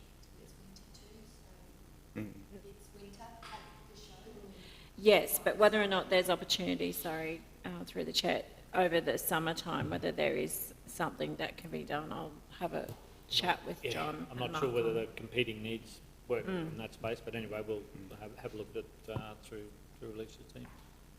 Councillor Kirkland and Councillor Mathers. Thanks, Mr Mayor. I have a couple of questions, if that's all right. Firstly, though, Aaron, I just want to congratulate you and the team, and certainly you can sense even in your own tone the anticipation, the excitement of a lot of the changes, and certainly the plans that you're putting in place for maintenance. And I'm sure that all of us at the table would agree that we've seen improvement already coming from that positive energy, as much as the plans and the unfolding of the implementation of those plans. I will ask a couple of questions. Tree lopping and the safety aspect of tree lopping. There are a number of those in the pathways that are considerably behind, and I know that that's been a conversation come back through a couple of councils, and again yesterday I received another call from a resident around the time wait to get those trees lopped. Is there a reason other than staffing that's taking so long? Some of those are 5 and 6 months out from their first request to have a tree lopped just for safety entering roads. Without Not lopped, through, trimmed at the base so they can see what's coming. Yeah, through the chair, earlier in the year, I think around April, May, there was considerable, the backlog was actually greater than what it is now. So there's been an intensive effort to keep chipping away at that. Lately, the spike has been due to storms in October.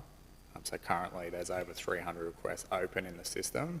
The major thing is that the trees are being triaged, or they're being inspected for safety first before they get action. So anything critical is being inspected quickly and actioned promptly, and then everything else falls into line.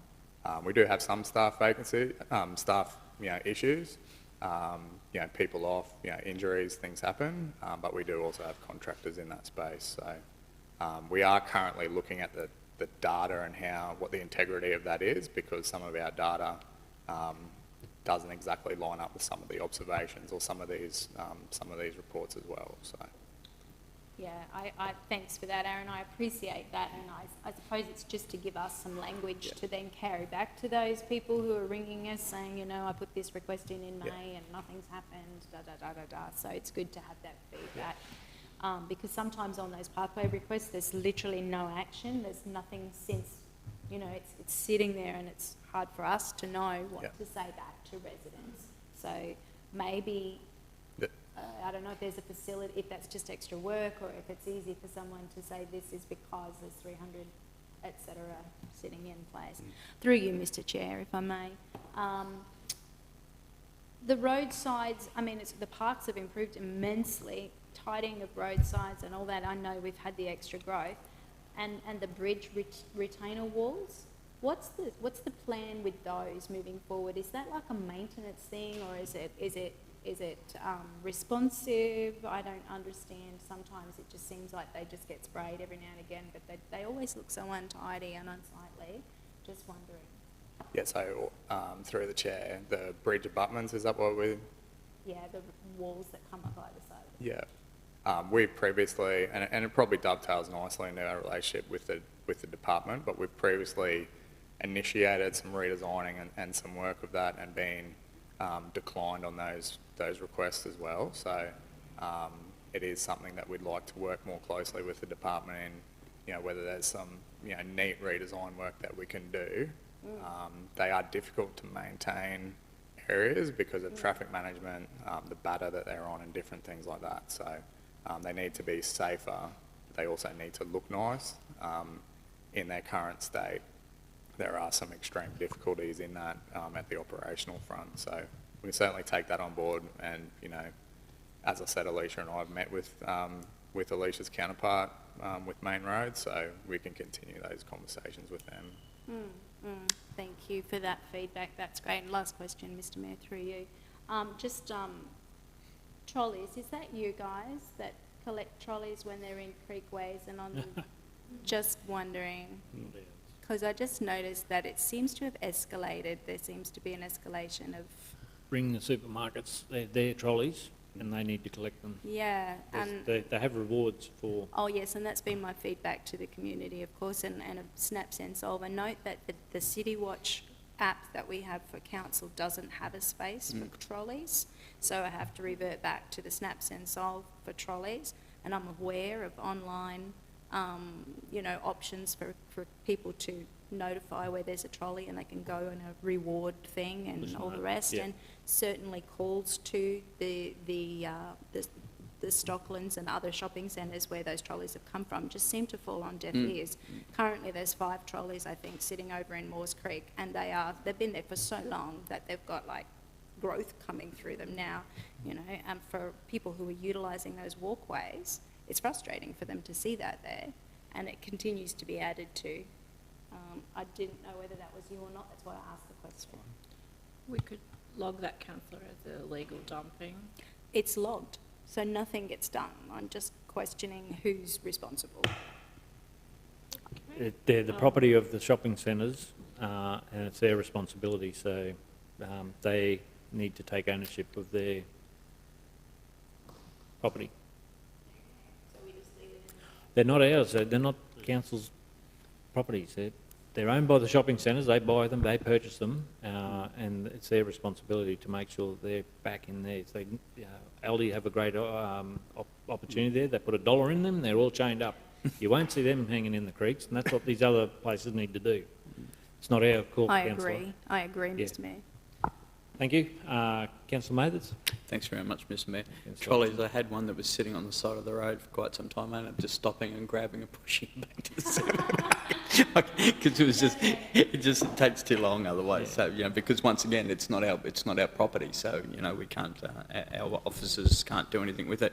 Mr Mayor, just through you, to Aaron, if that's right. Aaron, I just want to say, number one, thanks very much for the couple of things you've helped me with recently and your team. Thank you.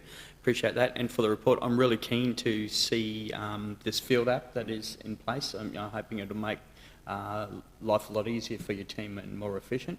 And thank you for the report. One question I did have is in regards to this table that you've put through is great. Would you consider, or would it be feasible for us to maybe have just a bit of a timeline on what these actions are and what sort of time we'd be looking at, at the moment? Because when we're talking to, constituents, it's easy to sort of say, look, the team's working hard in the background, they're doing this, they're doing that. It'd just be nice to be able to sort of say, look, a certain part of this, they'll be working for the next 3 months or 6 months, whatever it might be. I'm just wondering if there could be maybe a timeline included, that's all. Yeah, through the chair, we can certainly take that on board to put a bit more detail in the report. These are for the current quarter, by the end of the calendar year, so December 30, to achieve that. So, but certainly take that on board about level of detail maybe in the report. Yeah. Can I just clarify though? You don't mean more than within the 3 months, because these are 3 months. No. Sorry, and I don't want any extra work. That's fine if I know that that's what you're saying, that basically these actions you're hoping to have by the time we get our next report.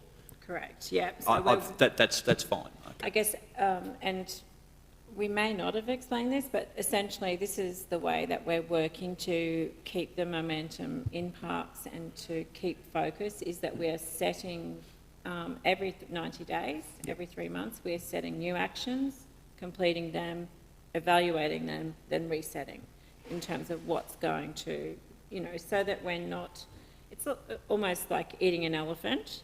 We're trying to focus in on what portion we're going to do in these 90 days and get that done, and trying to push the elephant, but we'll make inroads this way. No, I'm fine with that. If now that I know that we plan to have these action within the next 3 months, I know there's a couple there that sort of have hung over from last time, and I know that there will be some that'll hang over the next one as well. But no, that's great. It's just when I was reading it the other day and I was going, oh, this field app, that's great, but I wonder when. At least so thank you for that information. So our plan just with the field app is to have that running for the upcoming sort of from December through, under a trial basis, so that we can gather and iron out. So obviously we've tried to do as much as we can to get that, but the important piece of that is that we want to capture that information through this next 3 months, because that will once we've got good information, that will really feed into our service levels. So very important that we get that up. Okay, thanks, Alicia. Councillor Latcham. Thanks, Mr Mayor, and through you through to Aaron. Aaron, in the report it talks about the goal of establishing a strong working relationship with TMR, prioritise the presentation of our major road corridors, and Councillor Smith would be able to testify to this. I went out to Gracemere last week, and at dual lane between Rocky and Gracemere, the grass is so high. What is the... I mean, obviously, we went on that parks visit, and I understand it's a TMR responsibility. Do they need to do it more frequently, or should we just say, look, you guys aren't doing it, we're going to have to do it? Through the chair. Do you want me to take that one? Oh, you can. I specifically raised this one with my counterpart at DTMR. Essentially, councillors, it comes back to budget. They do not have the budget to mow things as frequently as we would like. But then should we then take the initiative and have to do it, despite the fact that, yes, they should be doing it, but if we want the place to look nice, especially people driving in from the southern end, they look at that and they just go, wow, what's this place? Yeah, as you know, Councillor, we've got our own budget woes, and we are literally struggling just to keep our small footprint before we expand. But that's certainly one option we can take into the future, but these are the things that we will work through with Main Roads over time. Mr Mayor, I do report that regularly to Main Roads, and the last response I had was that it will be mid to late November. And that comes from Christy Howe's office, the Regional Director. So. Yeah, I'm sure I've seen prickly acacia and other weeds growing in there as well. And it's in a flood area. Looks disgusting. And people in Gracemere probably think it's council's responsibility. Okay, thanks, Aaron. Councillors, any more questions to Aaron, the report? Councillor Rutherford? No, happy to move, Happy to Mr move. Mayor. Thank Aaron and Alicia for the work, but also wonder whether you can pass on our congratulations to Thomas as well from the table. Yeah. Very exciting stuff for him. Sure. Okay, do we have a seconder? Councillor Smith? I'll put that. Those in favour? Those opposed? Motion's carried. I'm not sure. I can't see Councillor Fisher whether he's voted on that one or not, so we'll just have it as a motion. Okay, motion's carried unanimously. Thanks, Councillor Fisher.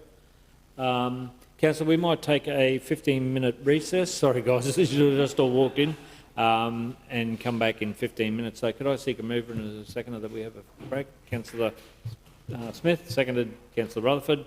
I'll put that. Those in favour? Those opposed? Motion's carried unanimously.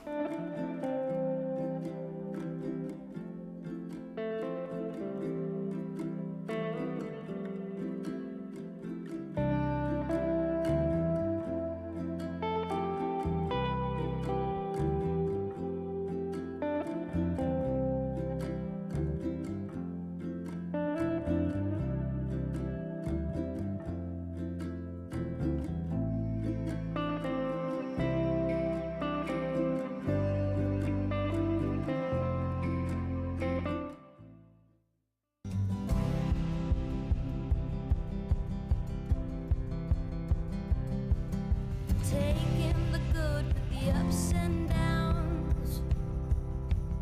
I wanna see how the world turns round. Let's go adventure in the deep blue sea. Home is with you wherever that may be. Home is with you wherever that may be.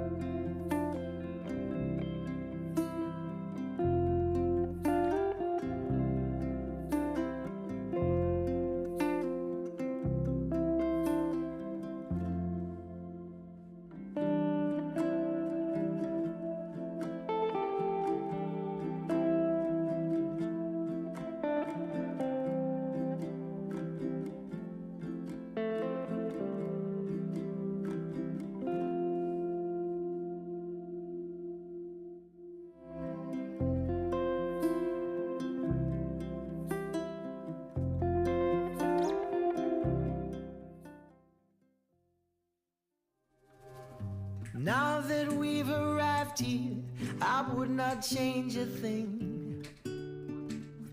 Knew that we'd survive here and all the goodness we would bring. Of this I sing. Everybody swimming in sunshine, everybody feeling fine. Everybody join the front line, ain't nobody left behind. Everybody swimming in sunshine, everybody feeling fine. Everybody join the front line, ain't nobody left behind. Everybody swimming.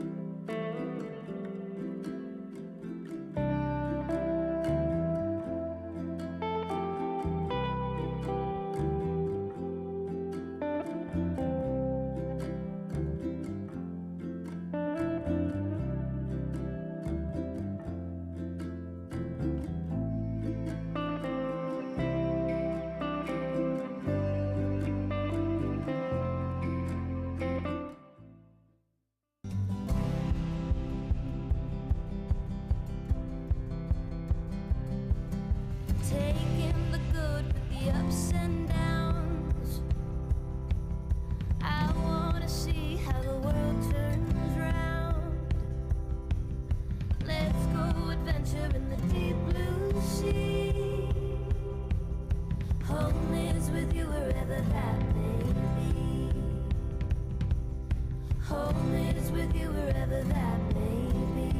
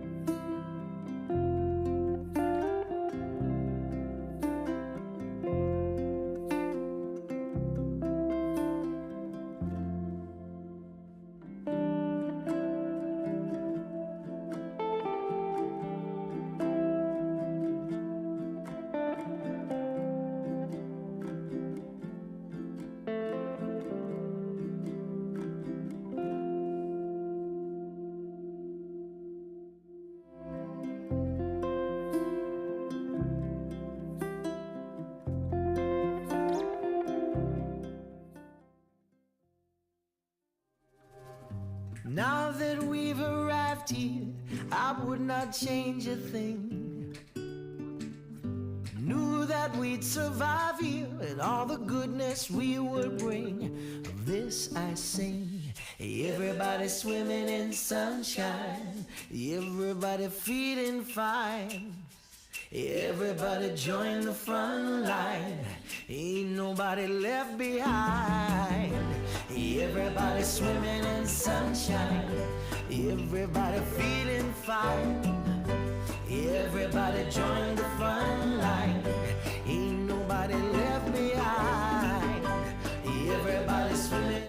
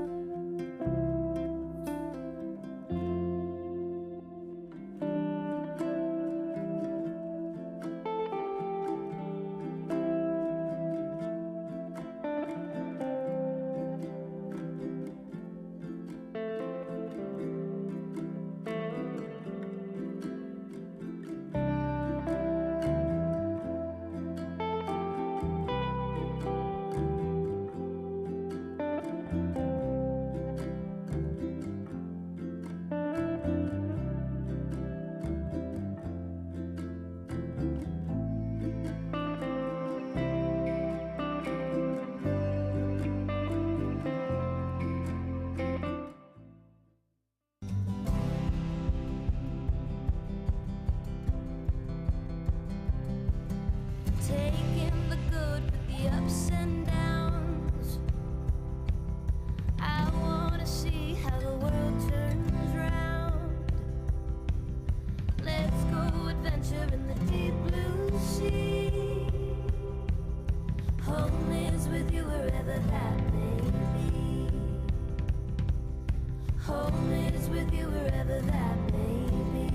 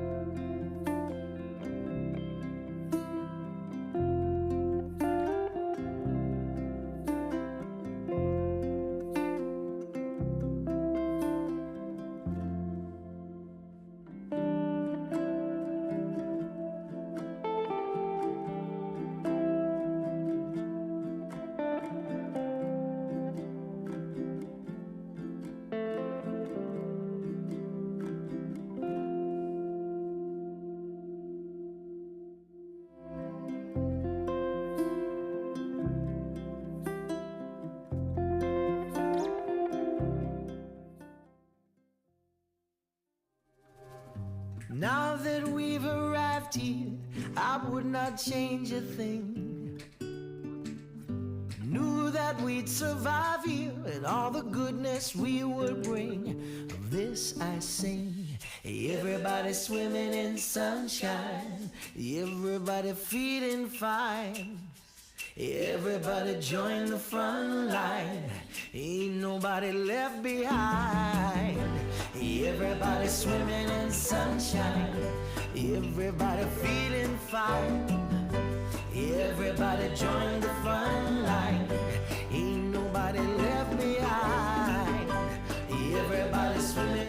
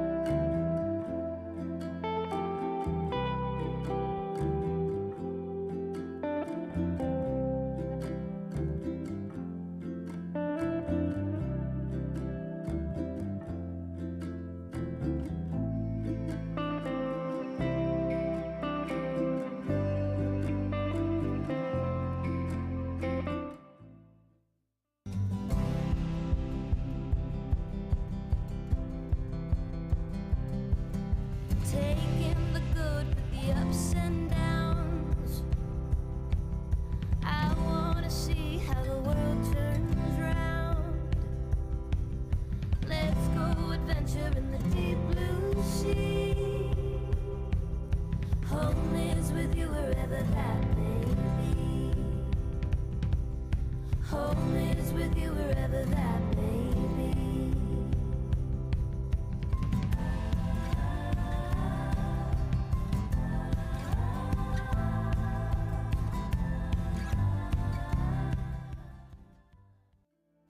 Thanks, Karen. Councillors, could I have a mover and a seconder that we resume the meeting? Move Councillor Rutherford, second Councillor Kirkland. I'll put that. Those in favour? Those opposed? Motion's carried unanimously.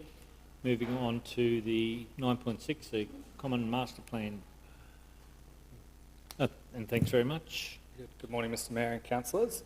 Brendan. So following previous meeting, the community consultation was held for the Common Master Plan from the 20th of September through to the 13th of October 2022. So I can report the Common Master Plan was well received within the community, with most responses around the 59% being positive, around 11% neutral and 29% negative towards the master plan. So the feedback from the survey was taken into consideration, with the majority liking the suggested improvements to the walking tracks, installation of amenities, which allowed more site accessibility and for the site to be used for passive recreation. Some of the negative feedback was in relation to the site being subject to flooding and the consideration of funding these new amenities in the area. And it's noted that these constraints were considered throughout the master planning process. So as such, there weren't any changes made to the draft plan. We will take into consideration some of the feedback through more of the detailed design and delivery of individual projects within the plan. So, based on that, the Common Master Plan we're seeking the Common Master Plan and community engagement results be received and the Common Master Plan be endorsed by Council. To take any questions. Okay, thanks very much, Brendan. And this is one that I've championed for a number of years. It was in the budget, out of the budget, back around and up and down, and it's great to see that it's finally there. Again, came from community wanting to see something in that area that can be developed, understanding that it is flood-prone land and whatever facilities to go in there to make sure that they were subject to flooding and what that would do. But that said, there's a quite heavily used location, and to make it tidy it up a bit in the years to come through grant funding or whatever means, having a master plan there would seek that public engagement and work to a plan towards that. So I'll flick over now to Councillor Mathers, who is now the Divisional Councillor for the area, and I'm sure quite passionate about the project as much as I have been in the past. So questions, Councillor Mathers? Thanks very much, Mr Mayor. Yeah, really appreciate the work you've done prior to this, and also the work that obviously Councillor Rutherford's putting in with it involved under her portfolio as well. But I just wanted to say, so it's exciting times, so it's great and it'll be great for the community and the people all throughout the region. But Brandon, one thing I wanted to mention or ask you was, I found there was a lot of talk on social media when this first went out, and some of it was quite positive, but there was a few vocal people that were negative against it. But when I was reading what they're saying and answering some of the people, answering the questions, a lot of it was just misinformation that they had in regards to this. So I'm wondering, even with some of the negativity that you may have got through the community consultation, did you find that, did you also find the same thing, that a lot of us was just misinformation? Yeah, definitely. So through the chair, that's sort of why no changes were made. So a lot of the feedback was maybe diving a little bit further down into that detailed design in terms of number of car parks and those sorts of issues. So of course, if we're encouraging use within this precinct, we're going to look to include more car parking in that space. So yeah, definitely the comments we felt were either represented something that was already represented in the plan, or in terms of flooding and those sorts of things, we've taken that into consideration right the way through. We know that it floods in that area, and that's sort of why we've gone down that passive recreation and just encouraging users into the space more. Yeah, just the one, Mr Mayor. Thanks very much for that, because it's really hard when you're going out to community consultation and it's a master plan, so we haven't even, it's not a detailed plan at this point, but we do this for a living, so it's easy for us to understand. For the general public, it's hard for us to get that out. So I'm pleased to hear that we did get quite a bit of positive feedback with it. The other question, and the last question I had, was in regards to the park, and I'm really sorry, I'm just having a mind blank. The park across the road from the cricket pitch on the left-hand side of the road that backs up onto Jimmy Ground. Sorry? Jimmy Ground. Yeah. I just noticed that's not actually included as part of the overall. I know there's no changes being made to that, but that is part of the common, and I think that should be included in the map as well, because it's extra. It's not a council park. Oh, is that right? Right. The Brown Park Trust operate that one. Sorry, I did not realise that. I thought that was leased to them. It's not. Okay, so it's privately owned. That's why it's not as part of it. All right, you've answered my question. Thank you for that. Councillor Rutherford, probably one comment that I'd like to see there, Brendan, is maybe if we could take the plan to the Durumble to have some engagement there one-on-one, just to get their views and their input in it, because I noticed that there was something there that was put up there that that engagement hadn't occurred on that level. So I think it's important that we do that before we can make changes of their input into it. So the document would still be able to accommodate that. Should we adopt it today? So through the chair, that's how we've engaged with stakeholders, that this is really a live document. So as we see things progress over the years, you know, if the Jockey Club receive funding for certain projects and their intent maybe changes, we can reflect that within this plan also. So very much a live document, and as we engage further with people, happy to make the edits and change that as needed. Oh, that's fantastic. Great to hear. And again, thank Councillor Rutherford for her input and involvement throughout the plan as well. So, question, Councillor Rutherford, comment? Just comment, if I could, Mr Mayor, and you know, thank you to the staff for their work on this one. I think it's difficult because when you talk about master plan, people automatically think about big changes and, you know, rebuilds of everything else, whereas this one really is about working with the beautiful natural environment that is there. You know, when you, yes, it floods, but when you go down to those fields, whether it be Cyril Connell Fields or Norbridge Park, I'm not sure there would be any fields that have that same beautiful aspect that these actually have. And we know that it's one of the highest used areas that we have. So it's really about tidying those things up, linking them together, and then adding to what is a beautiful environment and allowing people to have that passive use of it as well. There are parts that fit in, and Brendan said's right, that it's a living document, it changes, and, you know, there's been a number of comments about, oh, money should be put into the fields or whatever.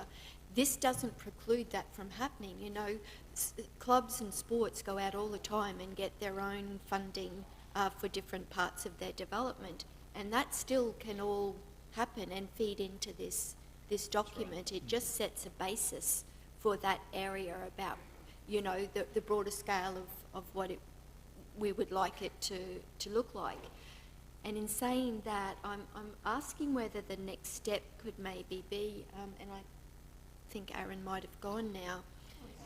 Oh, sorry, you're hiding. That then we could maybe look at what tree planting fits into this master document, so that there's actually a tree planting plan and palette that would come off this document, and maybe that's something that we could work towards as well. You know, as our tree planting, we know we want an avenue here, or, you know, whatever else. We know that sometime in the future there may be a playground, so let's start to plant some shade trees in that area, so that, yes, it's a spin-off from, or an appendix, I guess, to this document. Yeah, through the chair, the team have already actually started planting some trees, and we've actually got to pull the reins on the ops team a little bit. They've seen the master plan go out, and they're really keen to progressively, you know, do little pieces, as we see in the Norbridge, to work with the springing of the turf there. But yeah, there has been some trees. I can bring back some info on numbers, but I fully agree, particularly if we plant now, when the time comes to build a playground, you know, we've probably got a lovely shade canopy, or we're a lot closer than if we wait for the infrastructure to be built. So yeah, certainly something that we can look at. Mm-hmm. Yeah. Thanks, Councillor. Thank you. And again, Steve and the team, they've done a fantastic job in the consultation with a lot of the user groups on there, and that was part of the development of the plan. That's taken a fair while and a lot of work in the background to engage with those groups. And probably my bad there, because I'd let the team down because I'd had to make some engagement myself. But that said, it's great that that level of consultations occurred during the development of the plan. Councillor Mathers. Thanks very much, Mr Mayor. I just wanted to say, look, I very much support what Councillor Rutherford was saying there, and it's great to hear that Aaron's team is already onto that, because it's, you know, like we're saying, if we start the growth now, it'll be a lot more advanced. The other issue is it just on the river side of near the Pony Club there's quite a bit of Leucaena that we've looked at, and we were going to go and treat it, but I know some of the issues with that. They were worried that if we actually poison that or get rid of that Leucaena, it could, if we did get a flood, or if we got, you know, quite a good run through the river, that it could cause you know, some of that bank to drop away. So the sooner we could maybe, you know, plant something else there, then we could get rid of the Lakina as well. So, yeah, thank you for that. Okay, thank you. Okay, there's no further questions. Councillor Fisher, you didn't have a question? No. Okay, Councillor Rutherford, would you like to move? No, I think I'll pass the baton on this one, so happy for you to move and then Councillor May the second, if that's okay. And we'll put that. Those in favour? Those opposed? Motion's carried unanimously. Thank you, councillors. Thanks very much, Brendan, and again to the team and Steve, thank you for all the work. Doing that in-house really did save us some dollars, and I think it's a great outcome and great document, so well done. Okay, the Dog-Friendly Parks Community Engagement results, 9.7. Amy, thank you. Good morning, Mr Mayor and councillors. So I'm here to present the results of the latest community consultation for our dog-friendly parks concept. It's been a bit of a long time coming, this whole process, so I thought I'd run through a bit of a background first on how we got to the dog-friendly park concept to start with.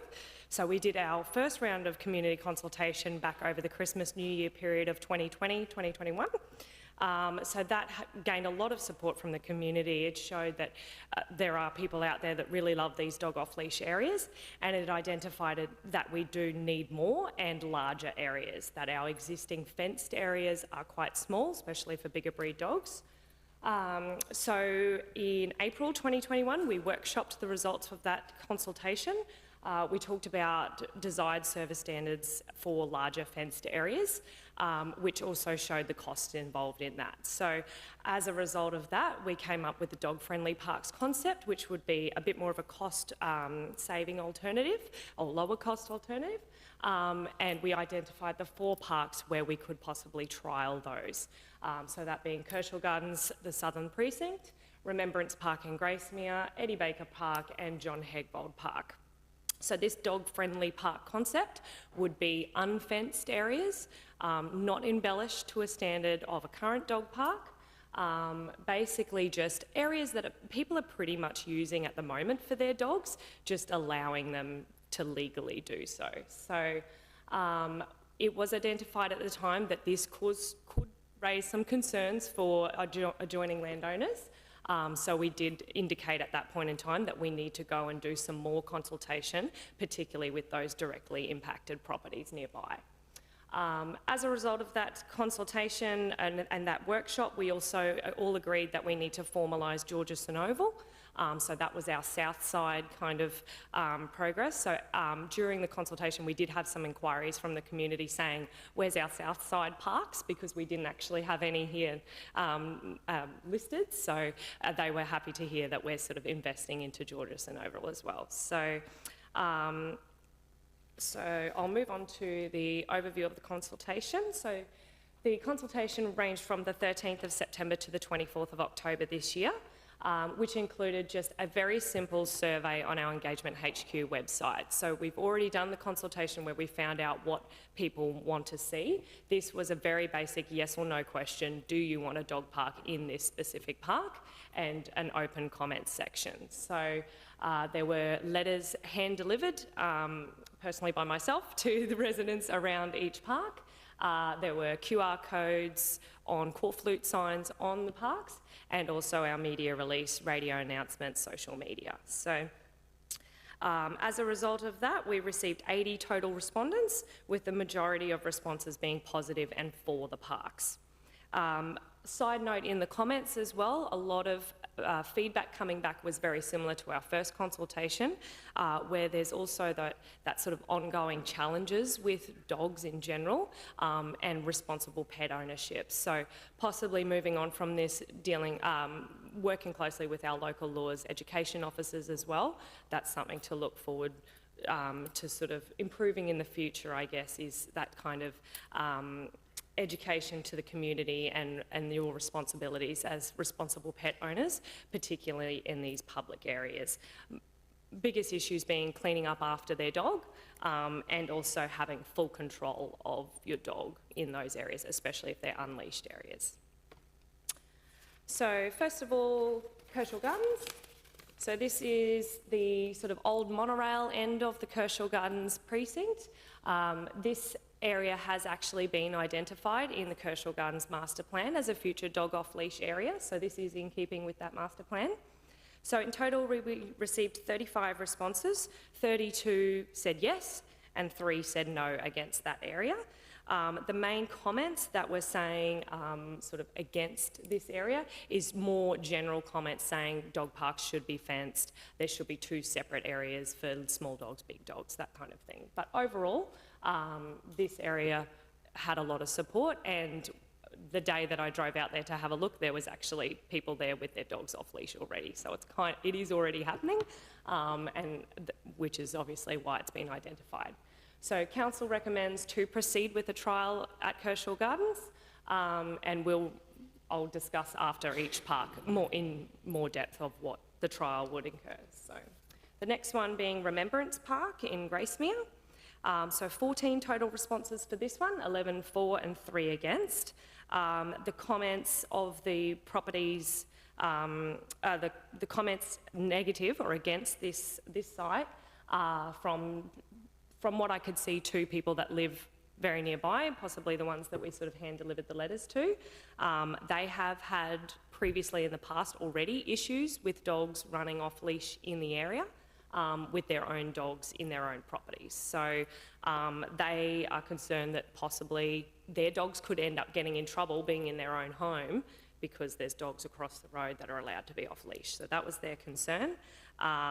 Also prickles throughout the park, and just again that in general comment that dog off leash areas should be fenced. So whilst this has been taken on board, we understand there's always going to be a bit of hesitation for the community, especially people who have existing sort of fears and things with dogs. But if we are looking at trialling this kind of sort of off-leash, unfenced area, then we do suggest to proceed. Our recommendation for this one is to proceed with that trial period. It is sort of that there is a roadway, there's no direct properties adjoining onto this land, so potentially still a good site to trial that if you're looking at continuing with a trial of this concept. So the next one is Eddie Baker Park. 22 total responses, 14 for and 8 against. A lot of the comments on this were very supportive of the dog off leash. They love the dog off leash that's already there, and they would love to see that one in particular embellished and larger. So the comments that we've received were people were either concerned about a lot of picnics and things going on and were worried about dogs interacting with families that use the grass area. There was a couple of comments about a family of breeding birds, the plovers, in that park, but apparently they have said that the park's staff are aware of the plovers. So whether that's something we look to barricading off that area during breeding season, that sort of thing. And then again, just the general comment of dog areas should be fenced. So with that one, council officers still suggest to proceed with a trial period for that one. As I said, the dog park in general is well supported for that park area, and there is only the one section of adjoining houses or units along that park, which is fully sort of fenced as well. So it's got that kind of road buffer around the rest of the area. So our recommendation for that one would be to proceed with the trial. Finally, we have John Hegvold Park in Parkhurst.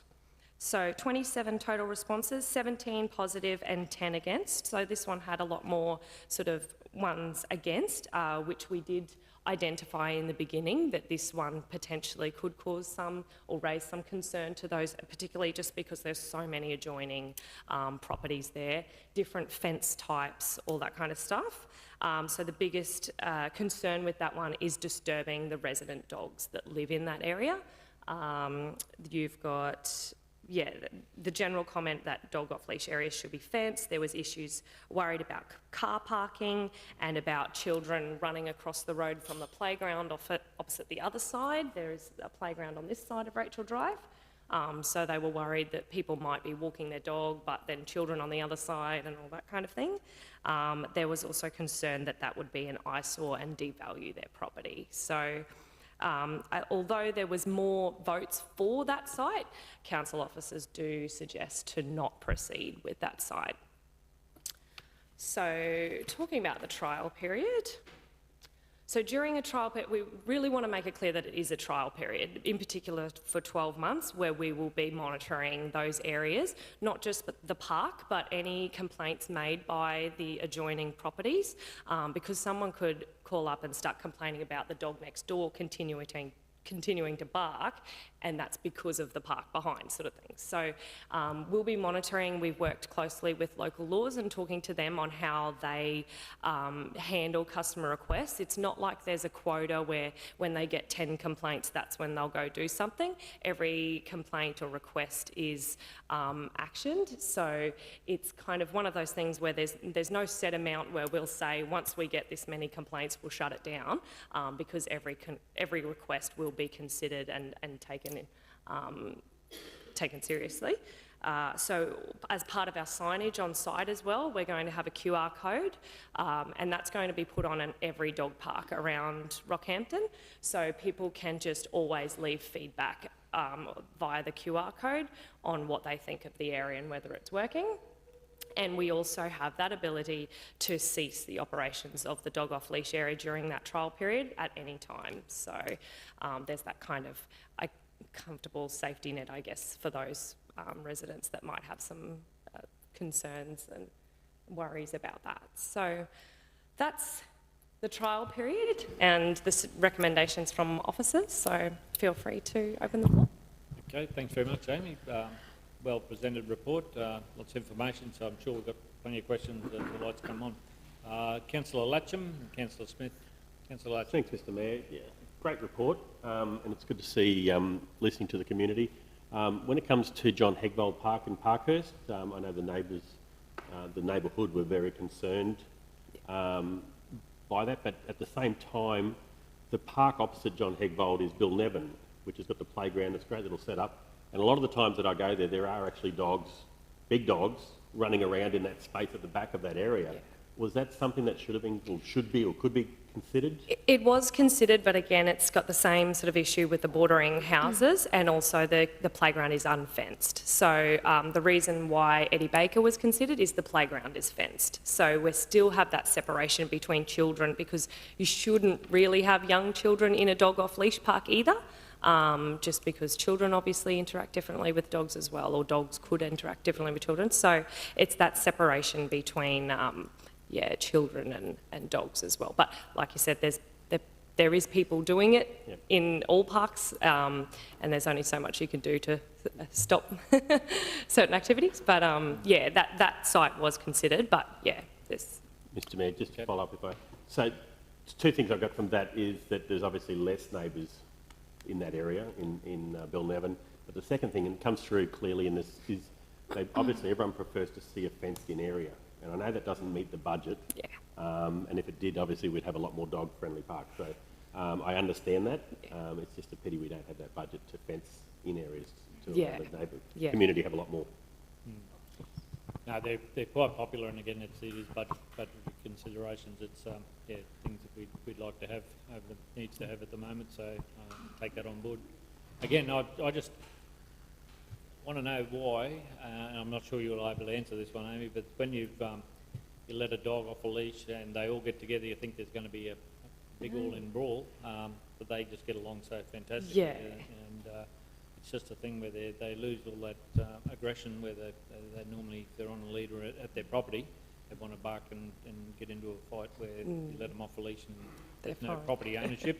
They just go for it in a park by themselves. And times are changing too. We're seeing dogs at cafes, and it's becoming more sort of welcomed in our society. So it's just that change. Obviously, there's certain fears from people that have that kind of existing issues with dogs or allergies or anything. So it's sort of, there's always going to be that sort of hesitation from people with new concept. But that's the whole point of doing this community consultation, was to see what the public thought about this. That engagement. Yeah, thank you. And dog owners, sorry. Oh, sorry, Steve.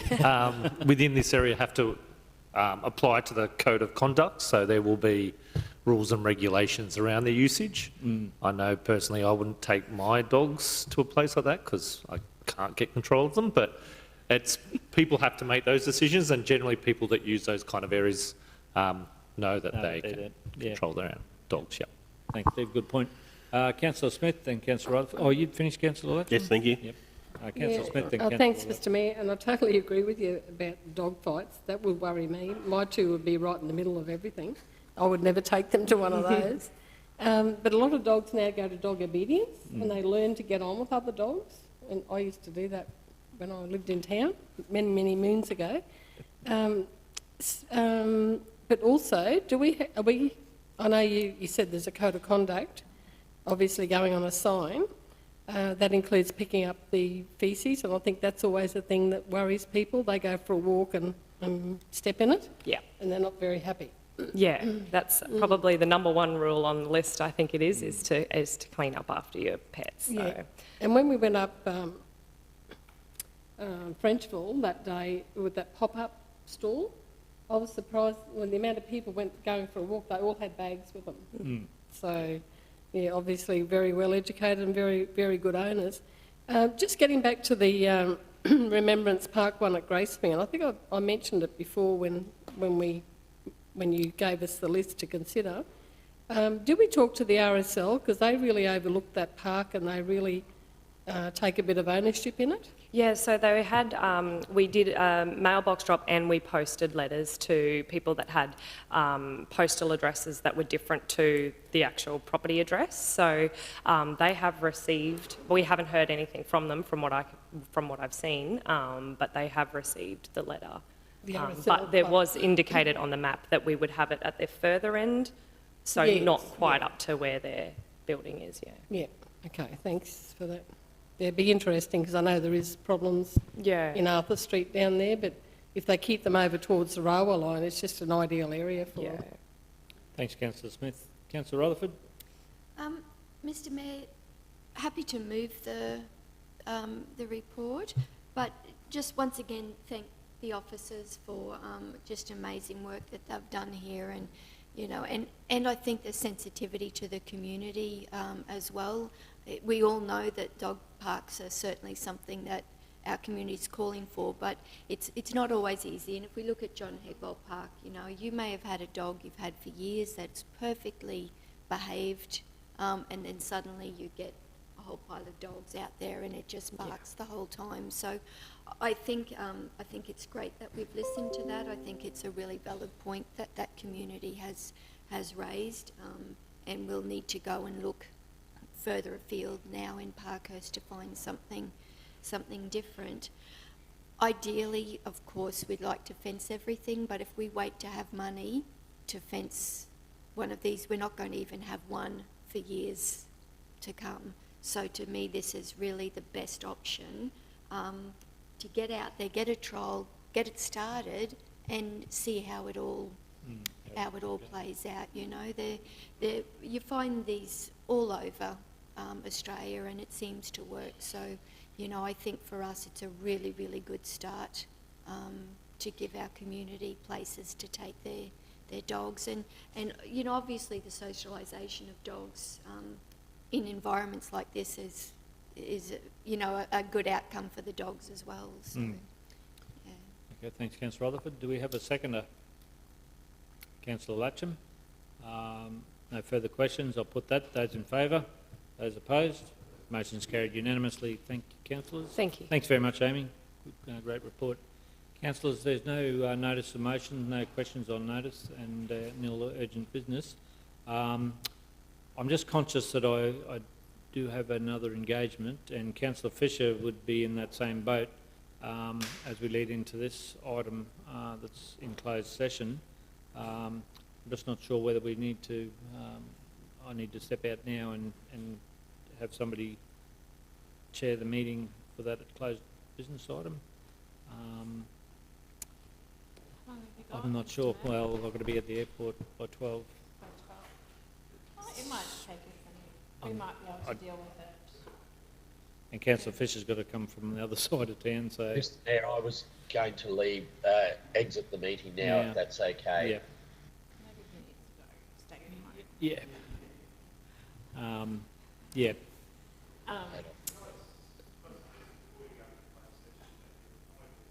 Chair. Chair, if it goes longer, then we can do that.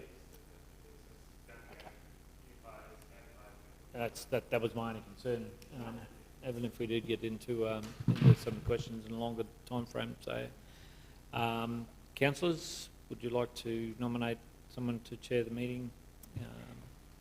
Mr. Chair, I nominate Councillor Rutherford. Councillor Rutherford. Seconded. Seconded, Councillor Mathers. Councillor Rutherford, you happy with that? I'll put that. Those in favour? Those opposed? Motion's carried unanimously. So, I'll just give... For clarification, that's only the one Yeah, we'll get the wording around that, so it's, that covers off on that. Councillor Kirkland, Councillor Mathers. Okay. I just need to get the wording. I'll just wait for Karen to catch up and then we can get into closed session. We're good? Okay, councillors, we have an item to be dealt with in closed session, the disposal of council property. So I need to have a mover and a seconder that in accordance with the provisions of the section 254J3 of the Local Government Regulations 2012, local government may resolve to close the meeting to the public to disclose confidential items and that the councillors and members consider to be necessary and close the meeting. Can I have a mover? Councillor Kirkland, seconded Councillor Smith. I'll put that. Those in favour? Those opposed? Motion's carried unanimously.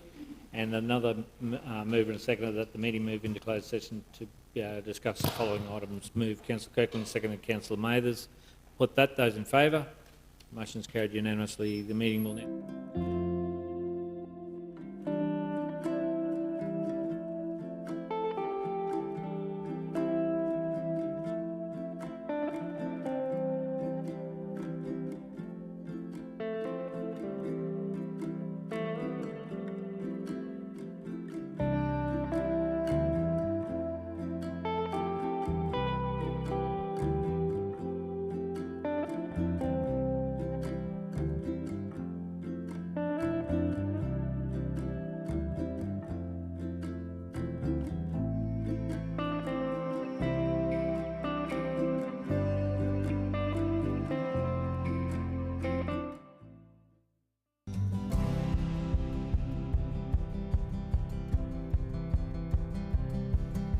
Taking the good with the ups and downs.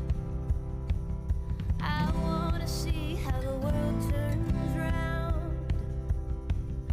Let's go adventure in the deep blue sea. Home is with you wherever that may be. Home is with you wherever that may be.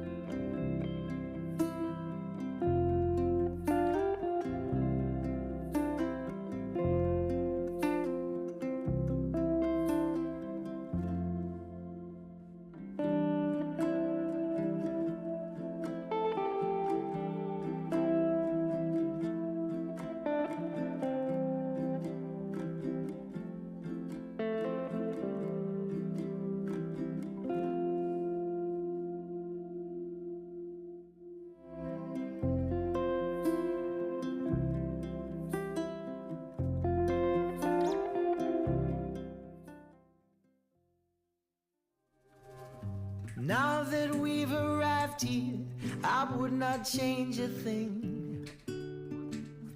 Knew that we'd survive here and all the goodness we would bring. Of this I sing. Everybody swimming in sunshine, everybody feeling fine. Everybody join the front line. Ain't nobody left behind. Everybody swimming in sunshine. Everybody feeling fine. Everybody join the front line. Ain't nobody left behind. Everybody swimming.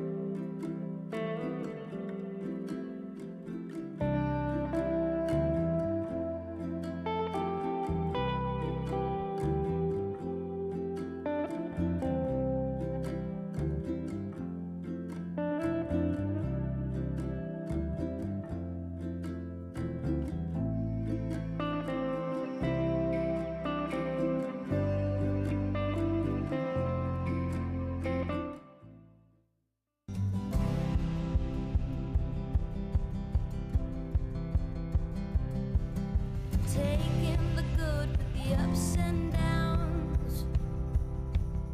I wanna see how the world turns round. Let's go adventure in the deep blue sea. Home is with you wherever that may be. Home is with you wherever that may be.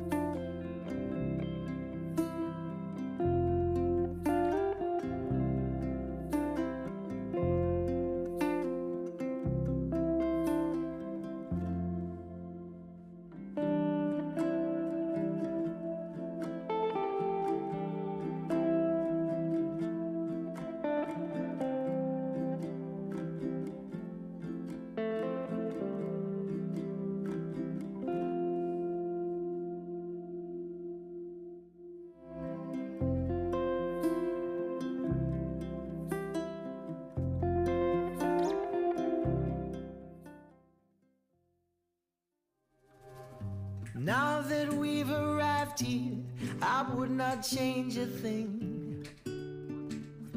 Knew that we'd survive here and all the goodness we would bring. Of this I sing. Everybody swimming in sunshine. Everybody feeling fine. Everybody join the front line. Ain't nobody left behind. Everybody swimming in sunshine.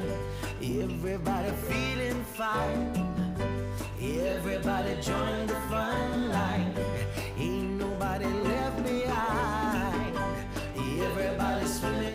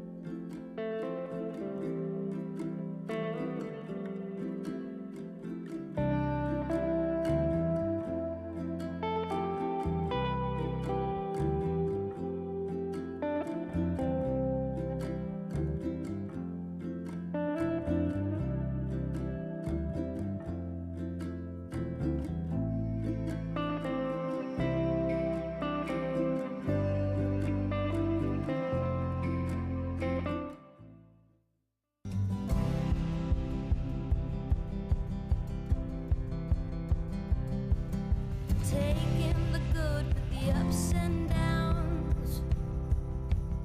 I wanna see how the world turns round. Let's go adventure in the deep blue sea. Home is with you wherever that may be. Home is with you wherever that may be.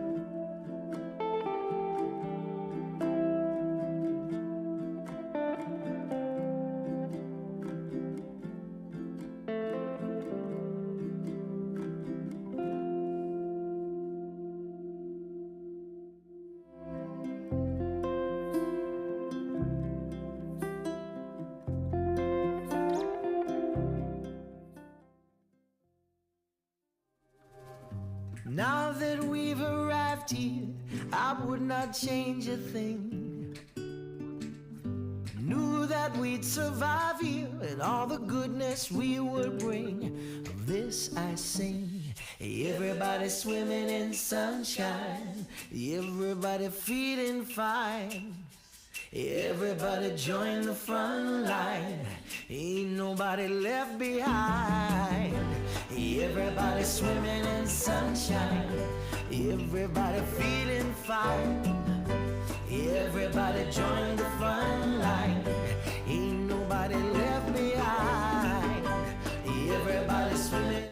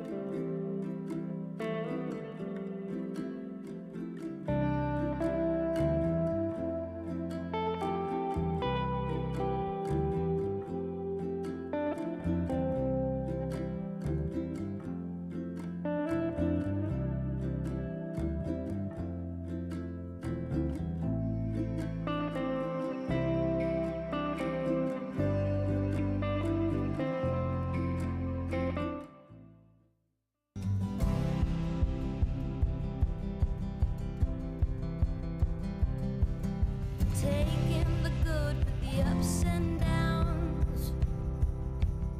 I wanna see how the world turns round. Let's go adventure in the deep blue sea. Home is with you wherever that may be. Home is with you wherever that may be.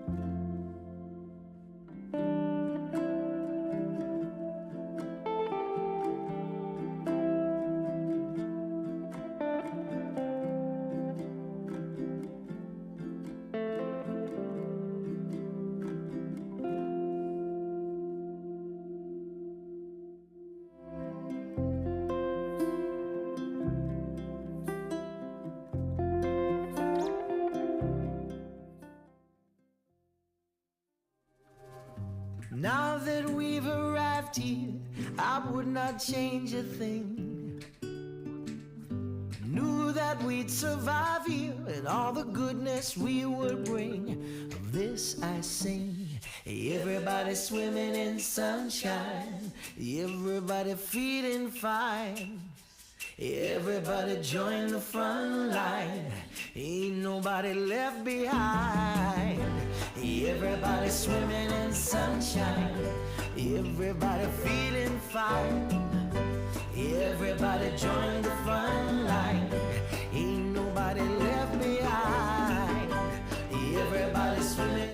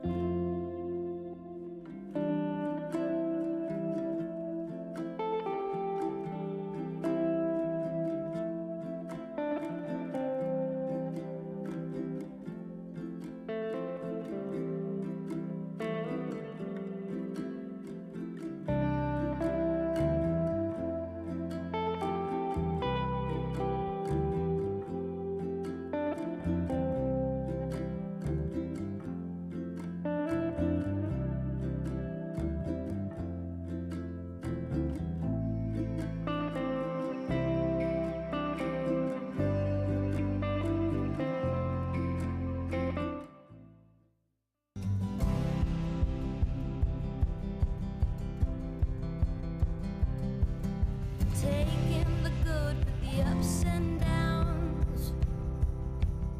I wanna see how the world turns round. Let's go adventure in the deep blue sea. Home is with you wherever that may be. Home is with you wherever that may be.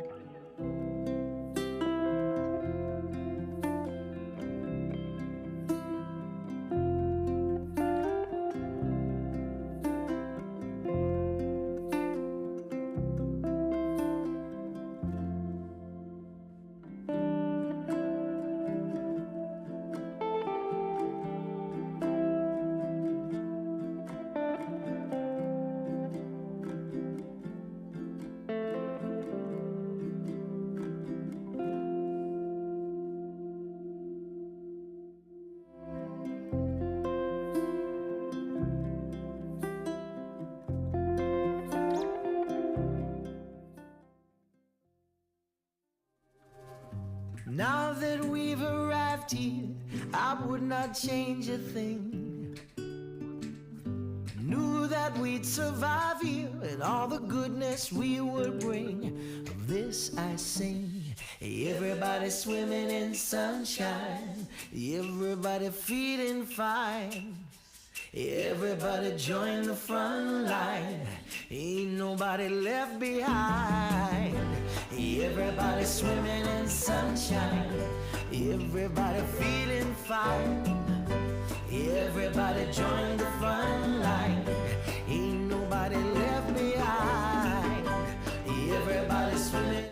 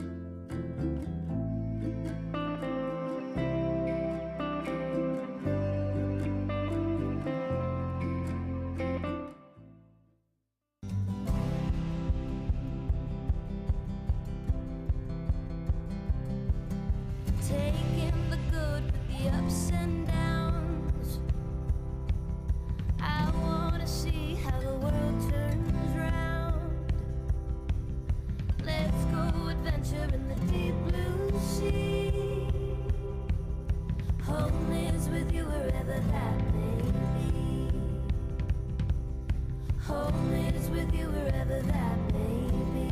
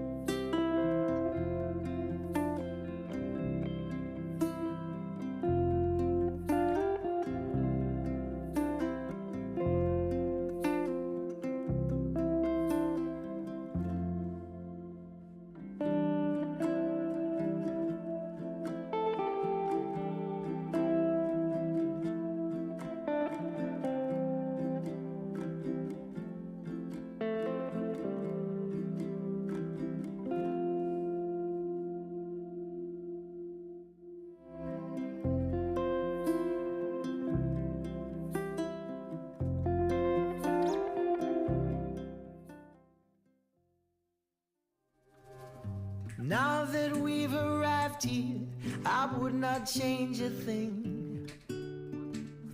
Knew that we'd survive here and all the goodness we would bring. Of this I sing. Everybody swimming in sunshine, everybody feeling fine. Everybody join the front line, ain't nobody left behind. Everybody swimming in sunshine, everybody feeling fine. Everybody join the front line, ain't nobody left behind. Everybody swimming.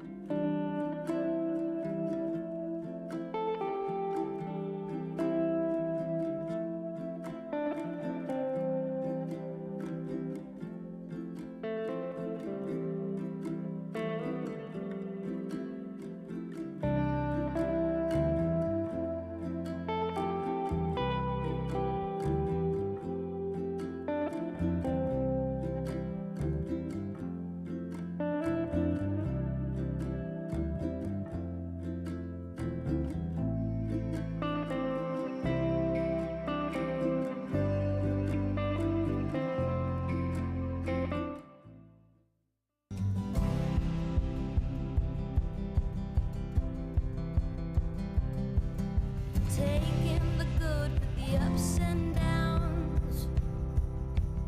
I wanna see how the world turns round. Let's go adventure in the deep blue sea. Home is with you wherever that may be. Home is with you wherever that may be.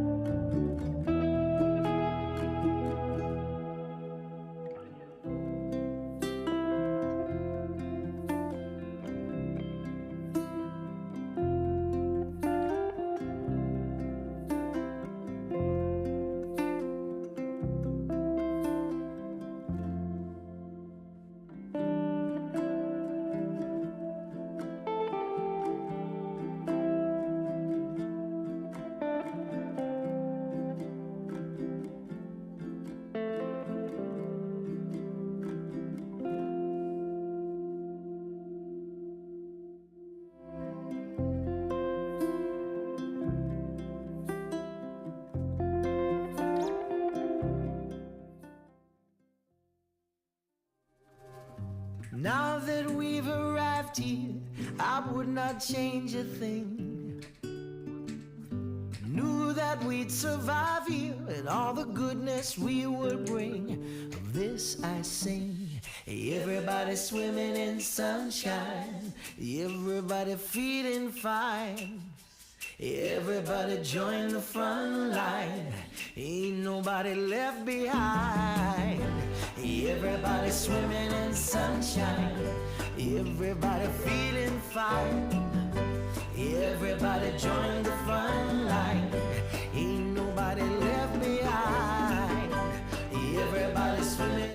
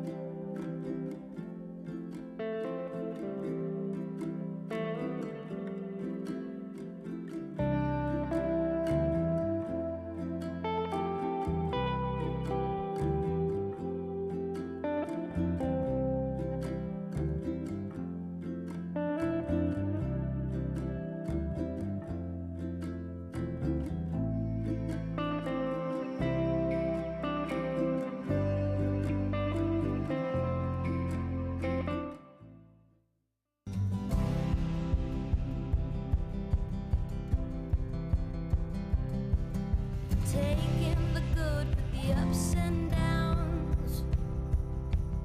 I wanna see how the world turns round.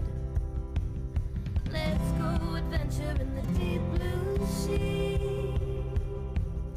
Home is with you wherever that may be. Home is with you wherever that may be.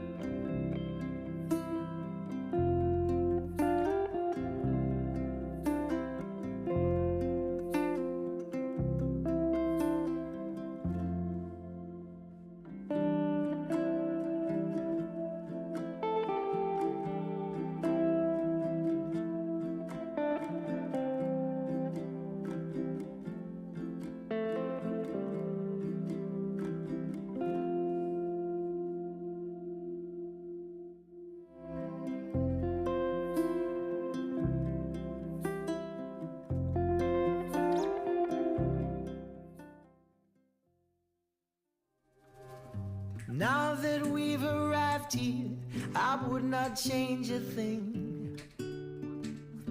Knew that we'd survive here and all the goodness we would bring. Of this I sing. Everybody swimming in sunshine, everybody feeling fine. Everybody join the front line, ain't nobody left behind. Everybody swimming in sunshine, everybody feeling fine. Everybody join the front line, ain't nobody left behind. Everybody swimming.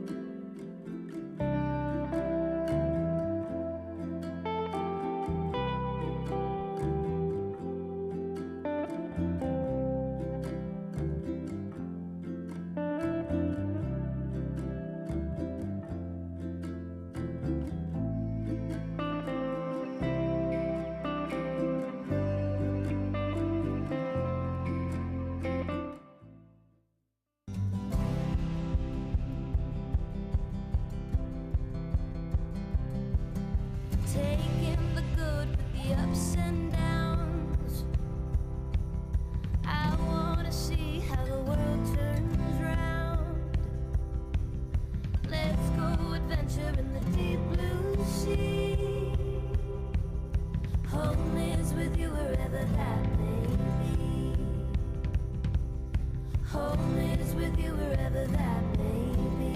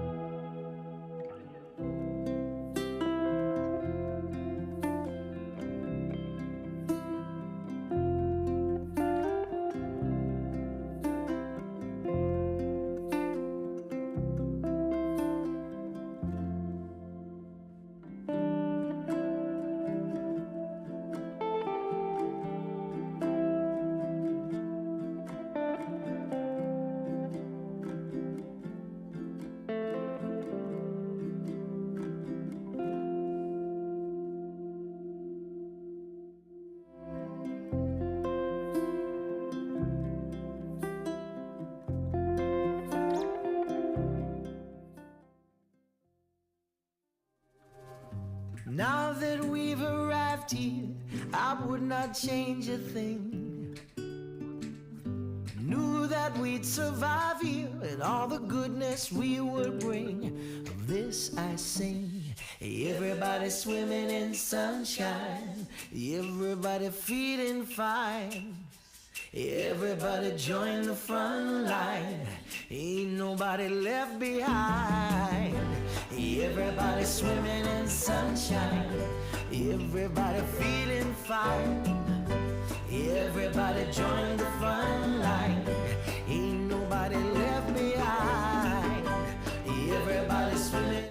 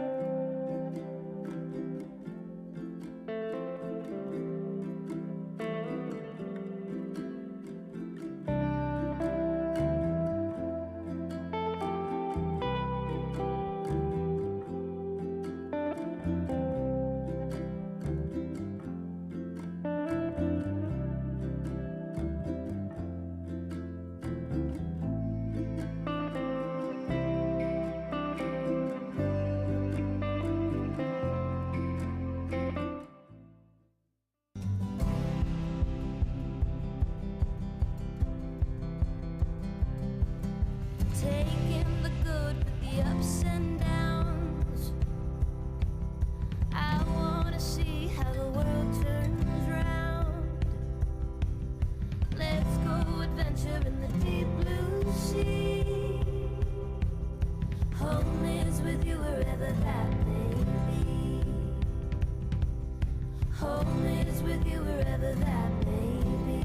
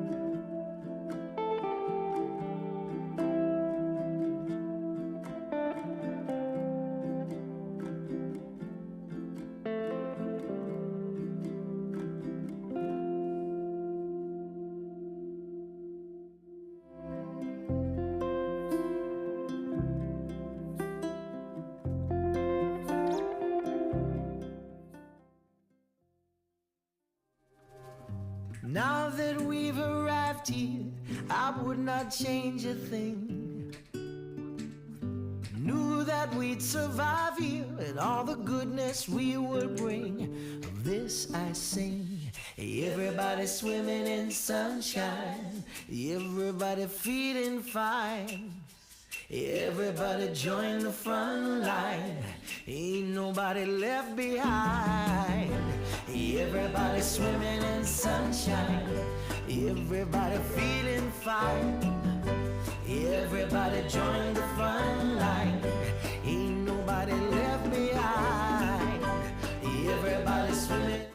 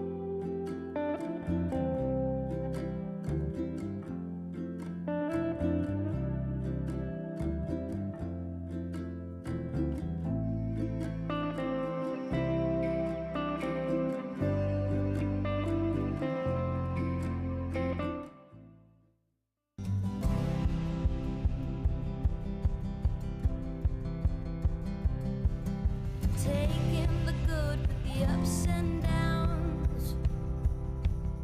I wanna see how the world turns round. Let's go adventure in the deep blue sea. Home is with you wherever that may be. Home is with you wherever that may be.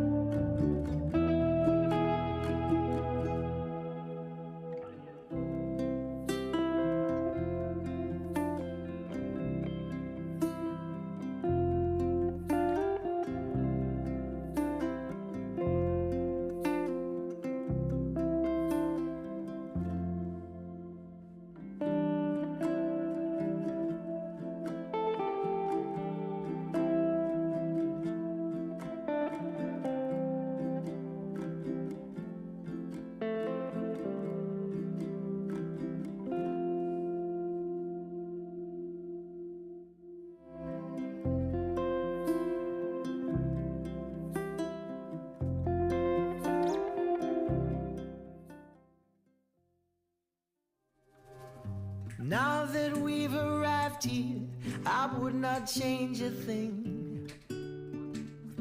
Knew that we'd survive here and all the goodness we would bring. Of this I sing. Everybody swimming in sunshine, everybody feeling fine. Everybody join the front line, ain't nobody left behind. Everybody swimming in sunshine, everybody feeling fine. Everybody join the front line, ain't nobody left behind. Everybody swimming.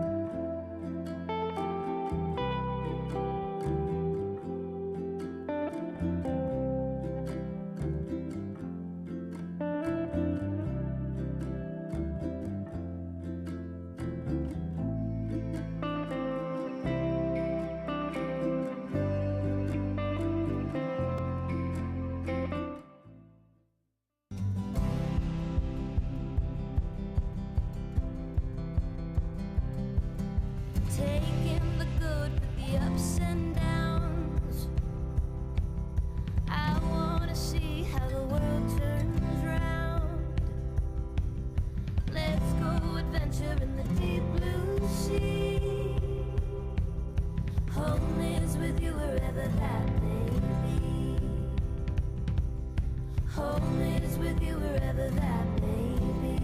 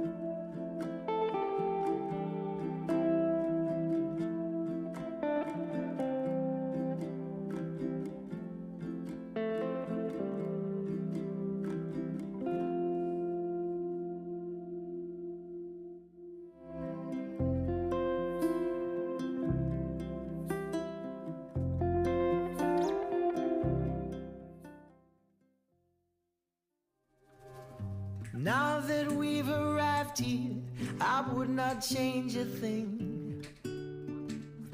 Knew that we'd survive here and all the goodness we would bring. Of this I sing. Everybody swimming in sunshine, everybody feeling fine. Everybody join the front line, ain't nobody left behind. Everybody swimming in sunshine, everybody feeling fine. Everybody join the front line, ain't nobody left behind. Everybody swimming.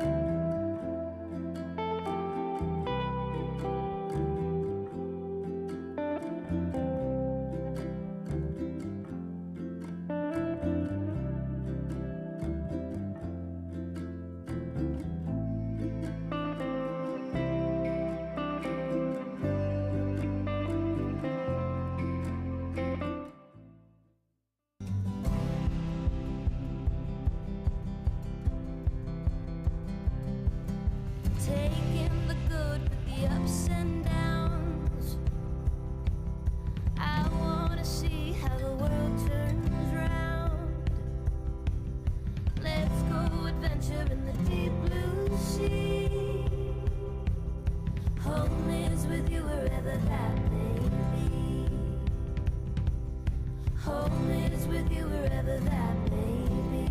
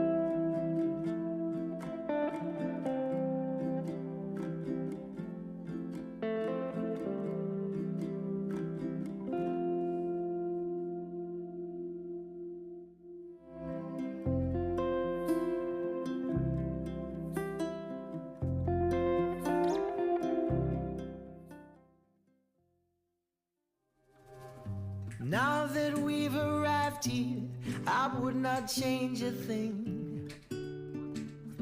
Knew that we'd survive here and all the goodness we would bring. Of this I sing. Everybody swimming in sunshine, everybody feeling fine.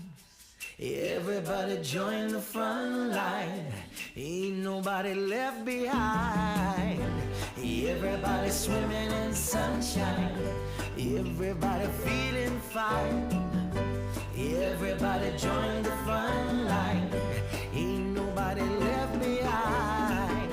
Everybody swimming.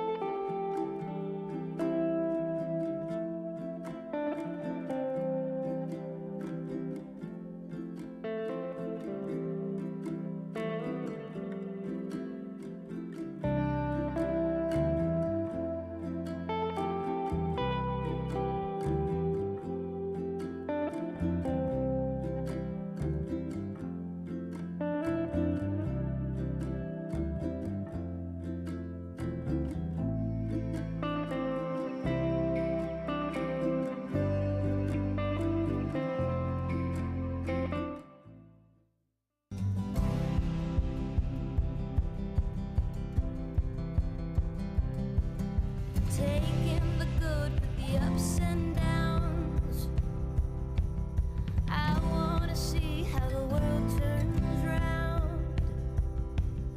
Let's go adventure in the deep blue sea. Home is with you wherever that may be. Home is with you wherever that may be.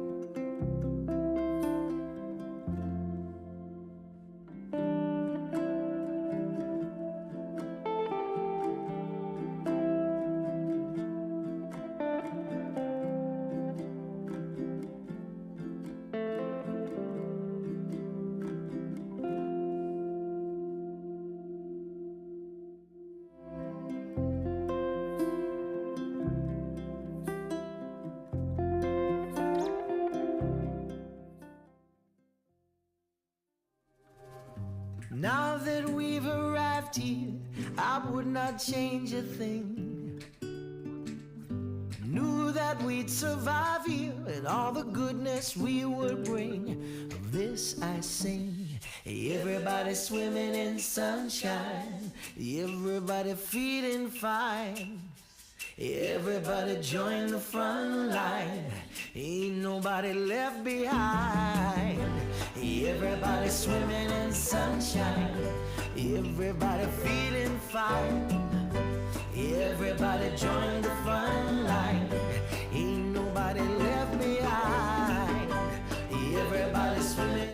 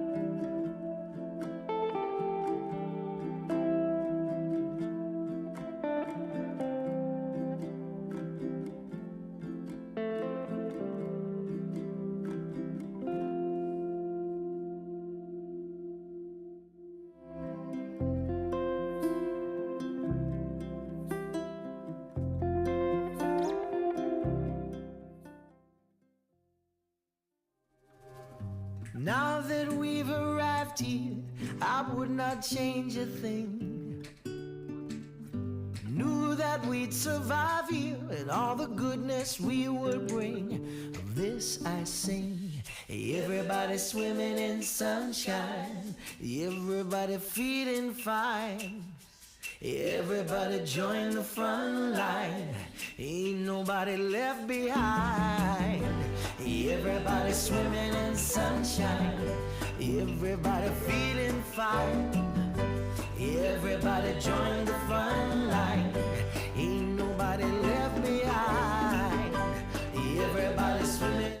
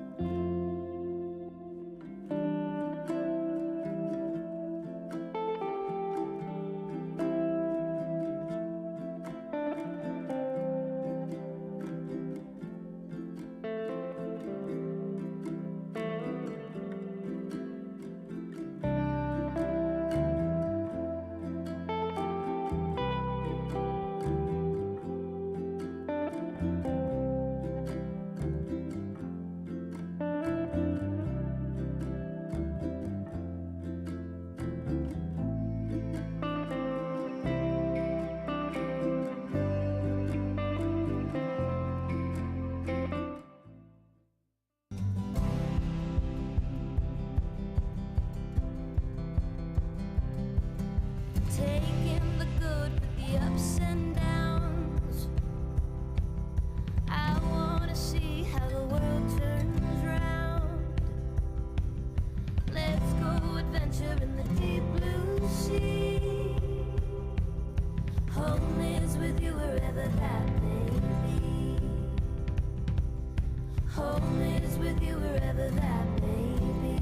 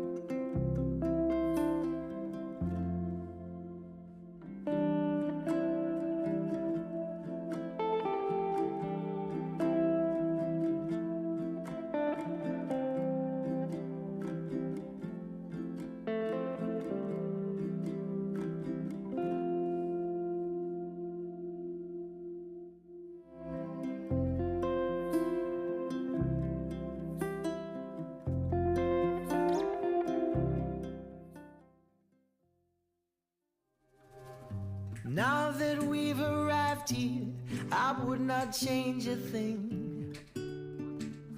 Knew that we'd survive here and all the goodness we would bring.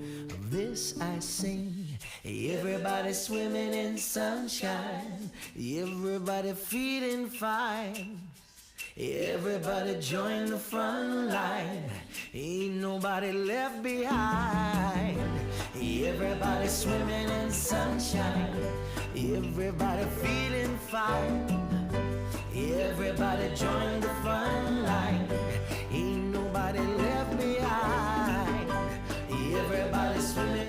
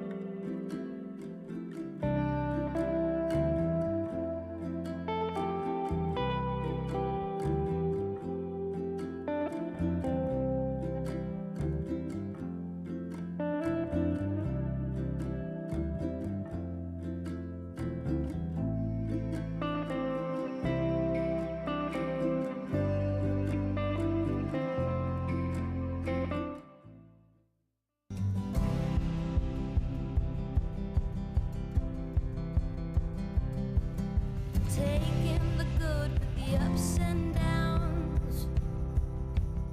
I wanna see how the world turns round. Let's go adventure in the deep blue sea. Home is with you wherever that may be.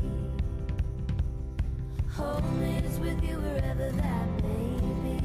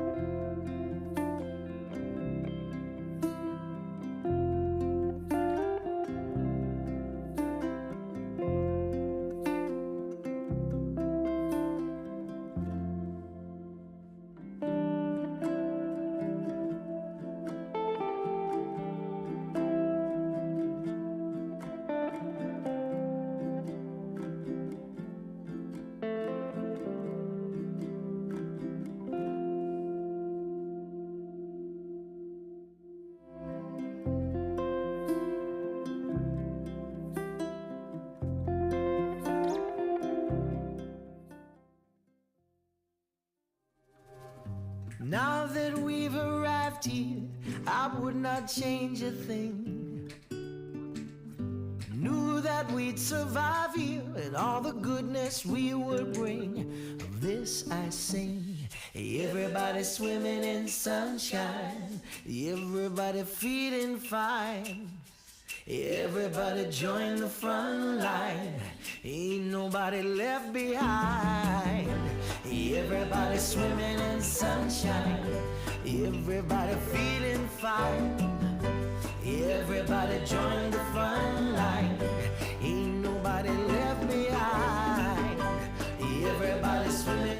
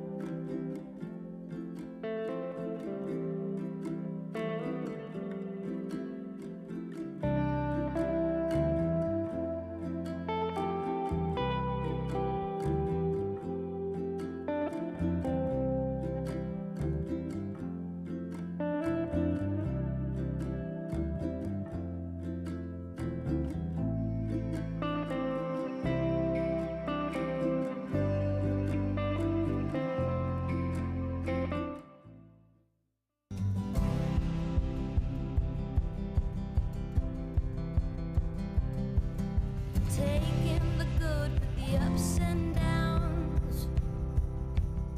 I wanna see how the world turns round. Let's go adventure in the deep blue sea. Home is with you wherever that may be.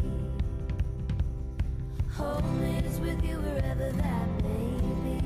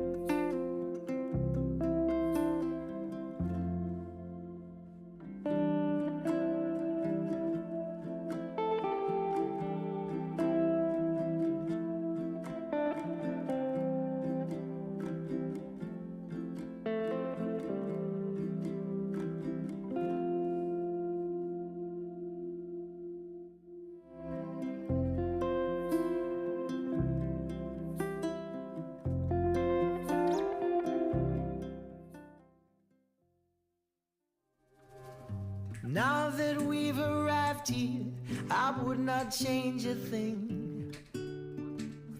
Knew that we'd survive here and all the goodness we would bring. Of this I sing. Everybody swimming in sunshine, everybody feeling fine. Everybody join the front line, ain't nobody left behind.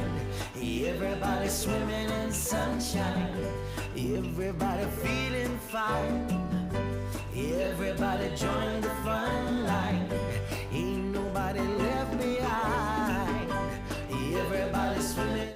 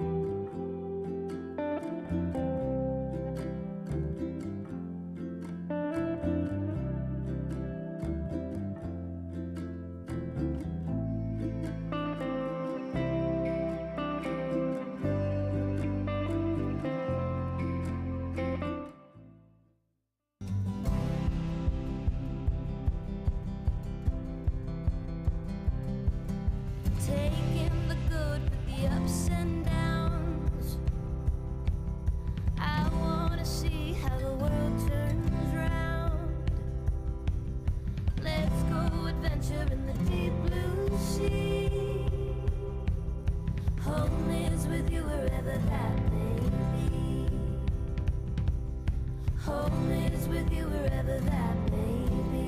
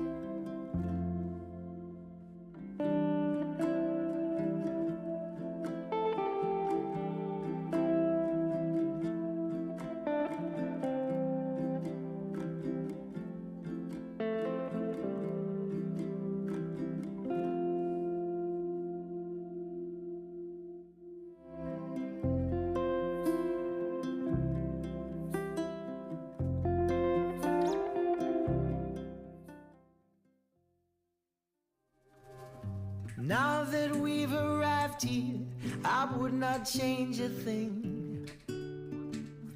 Knew that we'd survive here and all the goodness we would bring. Of this I sing. Everybody swimming in sunshine, everybody feeling fine. Everybody join the front line, ain't nobody left behind.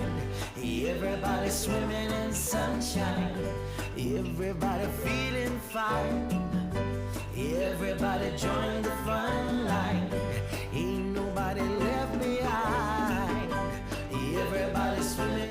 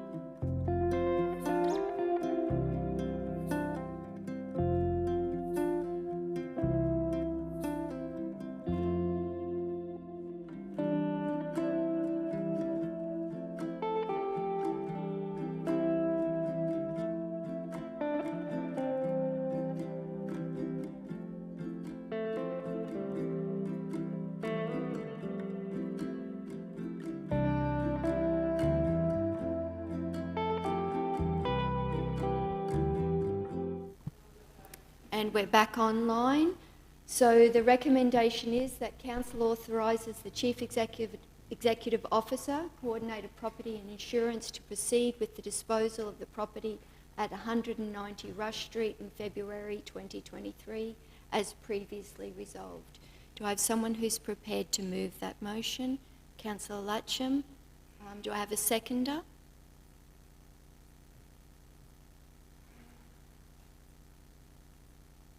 Councillor Mathers. I'll put that motion. Those in favour?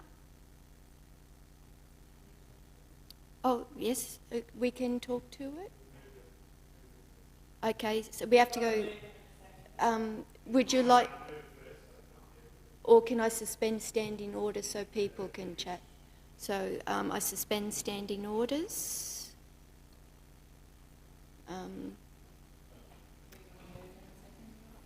Do I, for suspending standard move? So it's,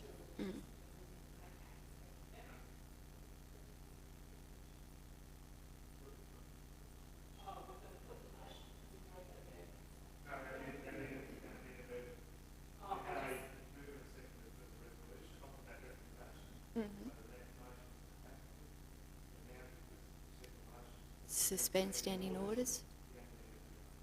And I've moved that. Yep. So, Councillor Latcham, did you want to speak? Oh, for suspending standing orders, sorry, yes. So I move we suspend standing orders. I put the motion, and that's carried. All right, Councillor Latcham. Yes, thanks, Madam Chair. Just as we've had quite a lengthy discussion on this, it's not a popular decision, but I think at the end of the day it's for the financial sustainability of the council, so regrettably I think this is something we have to do. Right, thank you. Councillor Kirkland.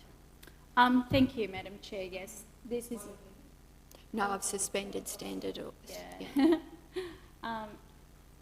This subject is definitely come about as a result of a legacy of inherited position to support or subsidise rent in a particular space, which is not wise, and it's not something that our ratepayers should continue to bear the burden of. To give a subsidy to one and not to another is not fair either. We have a huge amount of homelessness and people on large social housing waiting list in our community, and whilst that cognizant of that, very, very cognizant of that situation in our community, I'm also aware that I've been elected by a body of people to represent the entire region and to do what is fiscally and equitably responsible with the ratepayer dollar across the board. And whilst we have in closed session explored absolutely every single option, and we've gone down every gully with this particular property to try and lessen any potential burden down the track, I believe that this is the only option that we have moving forward, given the current financial position of this council. To put the burden back onto the ratepayer again is not what we were elected to do. Thanks, Councillor Kirkland. Councillor Mathers.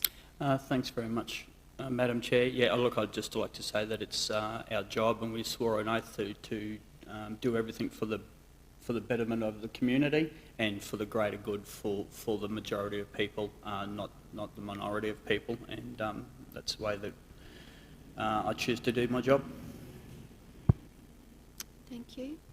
So no further speakers? No? So I will move that we resume standing orders, and I'll put that. Those in favour? And that's carried. All right, councillors, I'm going to put that motion. Those in favour of the motion as it stands?